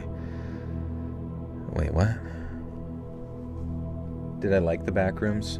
The Backrooms, like, started out, like, I would say everything about it was, like, strong. It's just that it was, like, it felt like they rushed it towards the end to get to the end because, I don't know, I guess it had already been going 2 hours, or maybe it was like an hour and 50 or something. But honestly, it should have been like a 4-hour movie.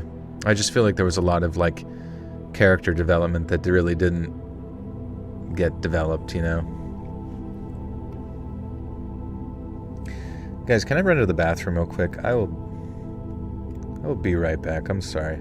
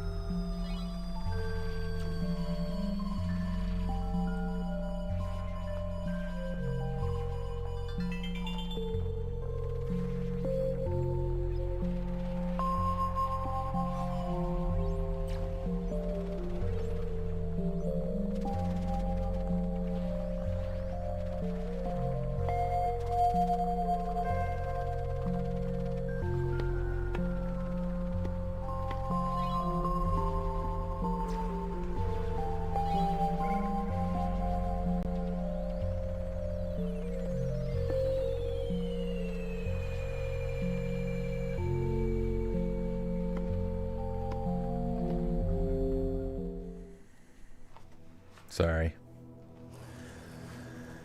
This was the first time I've ever employed the poop screen, and I've actually taken a poop.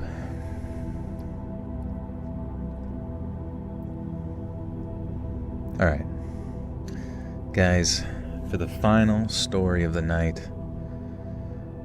we're going to do a Jamaican accent. Just kidding. Here we go. My wife and brother-in-law were almost run off the road by some a-hole in a beat-up truck who swerved way too hard coming onto what you call the motorway. Now, they were lucky not to get into some kind of accident, and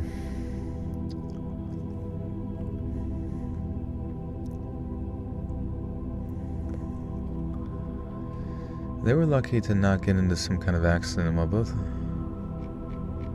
don't know what the fuck they're talking about. Wait, did I miss anything? Seco Verrubius, welcome to the Buttersock Cult, or welcome back, rather. Did I miss this one? No, yeah, they're good there. And then Jackie Chan, Joel, you will never taste your favorite bowl of clam. You will never taste your favorite bowl of clam chowder. Wait, what do you mean? How come? Joel, why do you send lame memes? What do you mean? What did I send? I've never sent a lame meme in my entire life. Every meme I send is fucking hot. Fire. Smoke, even. Hands are completely washed. They're literally shining right now. Audrey with a 5. Joel is getting close to 40 just because the candy wrapper is wrinkled. Don't mean the candy ain't sweet. Is this Riz chat? This is it right here. Thank you, Audrey. It's true. I'm an old fucking Tootsie Roll. It's been laying in someone's junk drawer for a while. That's my quote I've had for years, by the way, Joel. I made it up. Basically, there's always something you would consider better that statistically you'll never find. You will never taste your favorite bowl of clam chowder. Oh, that's true. Yeah. It's impossible to find that which is deemed the best. The search persists.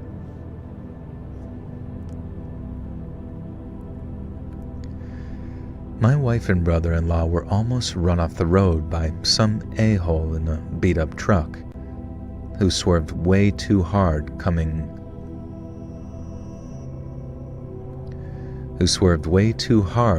onto the highway. They were lucky not to... God damn it, I don't understand.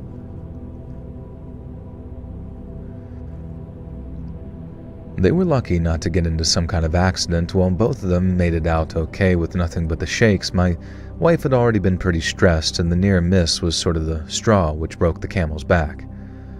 Once all the stuff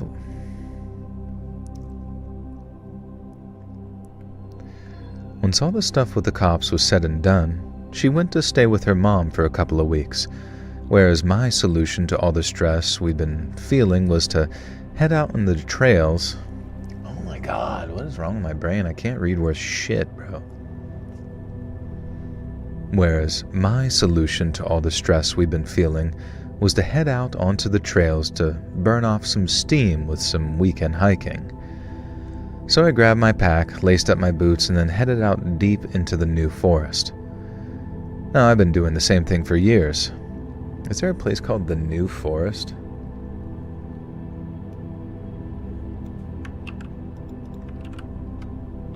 Oh, it's in England.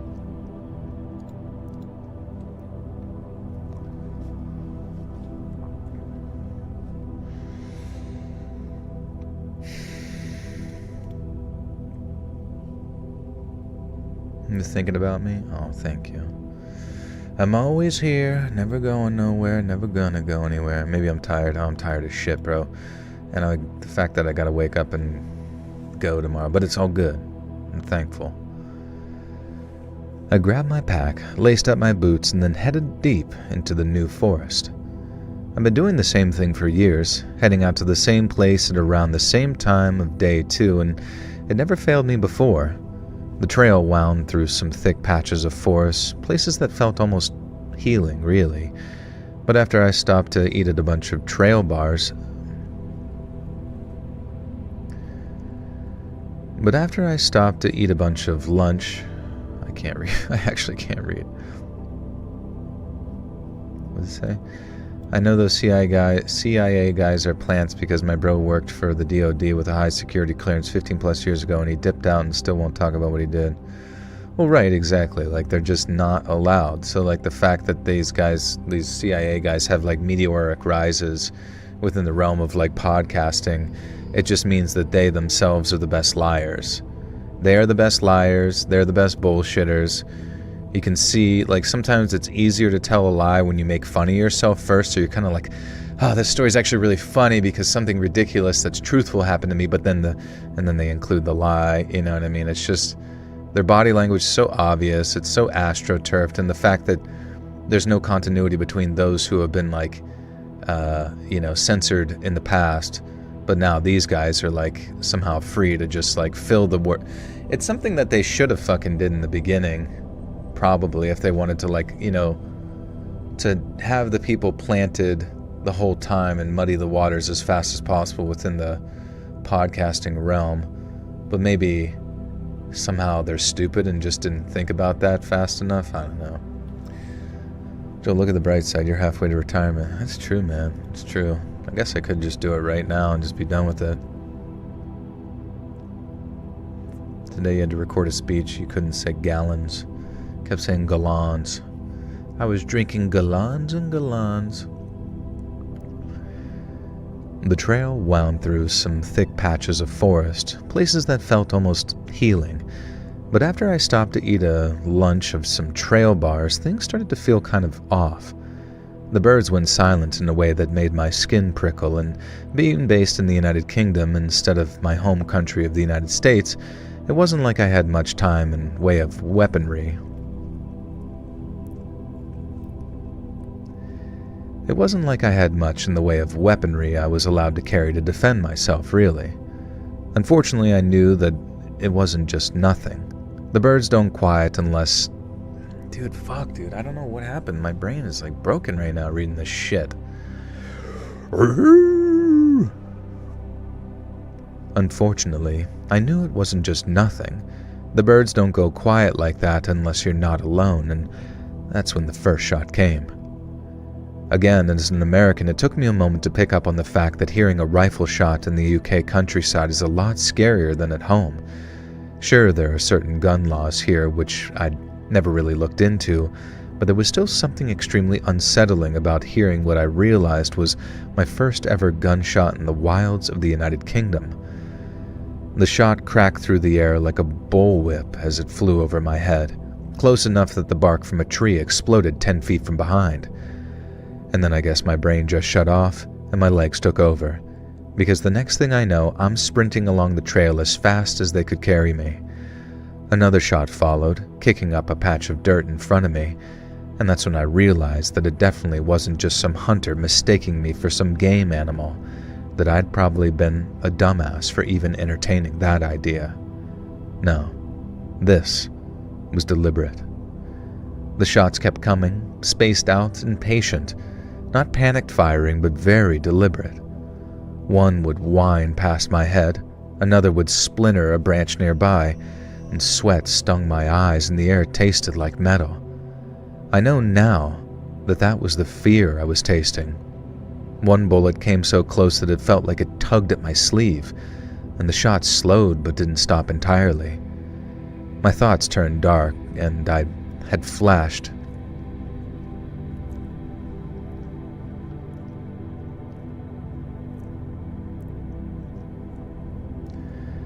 My thoughts turned dark, and I had flashes of my wife back at her mom's, wondering if she'd ever hear what happened to me.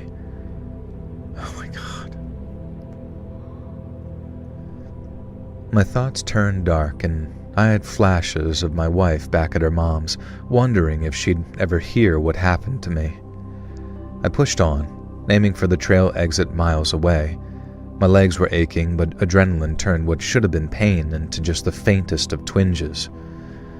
Later, much later, after I'd stumbled out and flagged down help, the pieces came together in ways that made the whole thing even more disturbing. Around the same time that I was flagging down a passing motorist to get some help, The police were pulling a guy over. Around the same time that I was flagging down a passing motorist to get some help, the police were pulling a guy over. He got nervous when they asked about his van and then lied through his teeth about what was inside. The police searched anyway and found a rifle, scopes, and all kind of gear that screamed preparation. Now, the man turned out to be tied to some Romanian criminal gang, the kind that moves in the shadows and handles dirty work for hire. The man himself was wanted in France and the Netherlands for contract jobs and was only here because he'd smuggled himself into the country illegally. Down at the station, when the police sat me down and laid it out for me, my blood ran cold. Obviously, attempted murder by firearm is a little less common here and taken fairly seriously. They explained the Romanian fella might not be working alone and that another attempt could be coming very soon. They also told me that the traffic accident my wife narrowly avoided was no accident and that it constituted the gang's first attempt to bump me off. Someone had put a price on my head, a big one too, so the likelihood of the problem just going away was very slim. The police wanted to know what I did for a living, if I had a large life insurance policy, or if my death might result in some amount of inheritance money going to someone else in the family. But none of it applied. I didn't come from a rich family. I didn't have any life insurance policies, and as far as my profession went, I've been a physics researcher at the University of Bristol for the better part of 5 years, after realizing the Ivy League life wasn't for me. I couldn't think of a single logical reason why someone might want me dead, and neither could the police. We didn't waste time arguing or trying to reason the whole thing out. We just packed what we could and disappeared into hiding, moving between safe spots before we found ourselves somewhere permanent and very far away, too. Now I do all my work remotely. I don't make any public appearances, and I don't go anywhere outdoors at all, even if it's just, at night. I never touch grass. It might be one of the missing scientists. Joel, you have an impeccable pee break timing. I'm dog sitting my daughter's 2 dogs and I have 2 of my own. Took all of them out and cleaned the litter box. And then I pooped right in the litter box. Sorry about that. Filled it up. My entire life had been turned upside down, and even all these years later, I still don't know who's responsible or why. And it takes all I am as a man to keep that fact from wearing my... Damn, dude. Now, I do all my work remotely. I don't make any public appearances, and I don't go anywhere outdoors at night, even if it's well lit. The police still don't know who put a bounty on my head or why, but they've only got so much to work with. My entire life has been turned upside down, and even all these years later, I still don't know who's responsible or why, and it takes all I am as a man to keep that fact from wearing down my sanity until there's nothing left of me at all. But I'm resigned to stay sane because, and to sort of half borrow a line from Braveheart, they might take my life, but they won't take my dignity.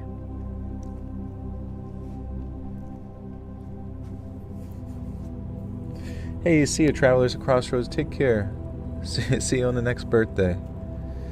If you live that long. What?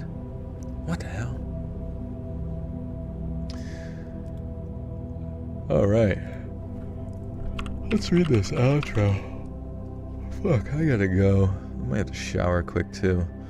I'm stanky. I'm fucking stanking on it. I'm bouncing on it till it stanks. Alright, guys.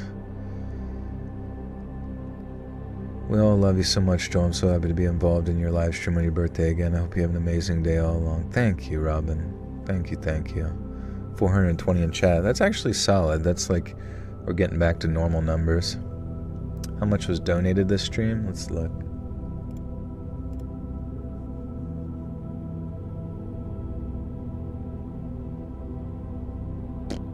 If it would come up. I don't know why. I like open this window, it like won't load the window. I don't know. Wait.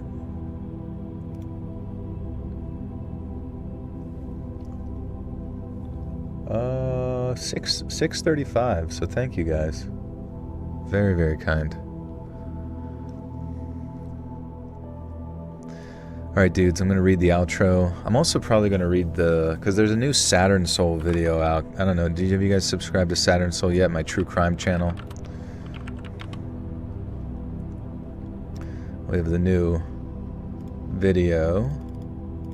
The true story behind the legend of Bloody Mary. I should have put that up earlier, honestly.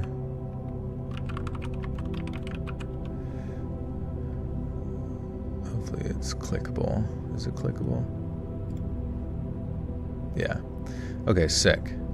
But we'll read a couple things. But yeah, somebody think of something funny for the intro, or for the outro.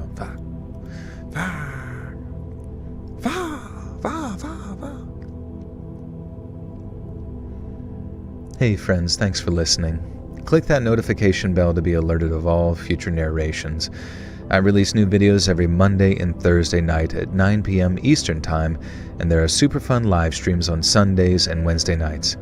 If you got a story, be sure to submit them over at my email, letsreadsubmissions@gmail.com, and maybe even hear your story featured on the next video. And if you want to support me even more, grab early access to all future narrations and bonus content over on Patreon, or click that big join button to hear about the extra perks for members of the channel. And check out the Let's Read podcast, where you can hear all of these stories in big compilations located anywhere you listen to podcasts. I also have a true crime channel called Saturn Soul. All links are in the description below. Thanks so much, friends. And remember, is it wrong to have a gender reveal party as adults? Hey friends, something yesh, something happy birthday.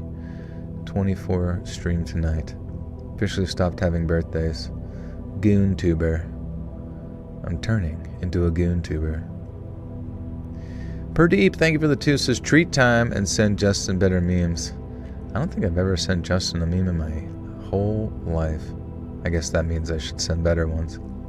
That'd be funny if like a fake account was sending Justin memes this whole time.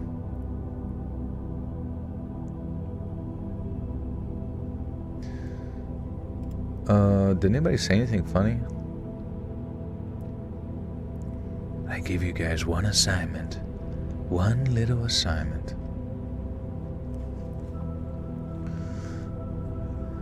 I'll be playing with my joystick till I'm 100. That's pretty good. Thanks so much, friends. And remember, I'll be playing with my joystick till I'm 100. Okay, that one's perfect. Now we're going to read this little bit. In a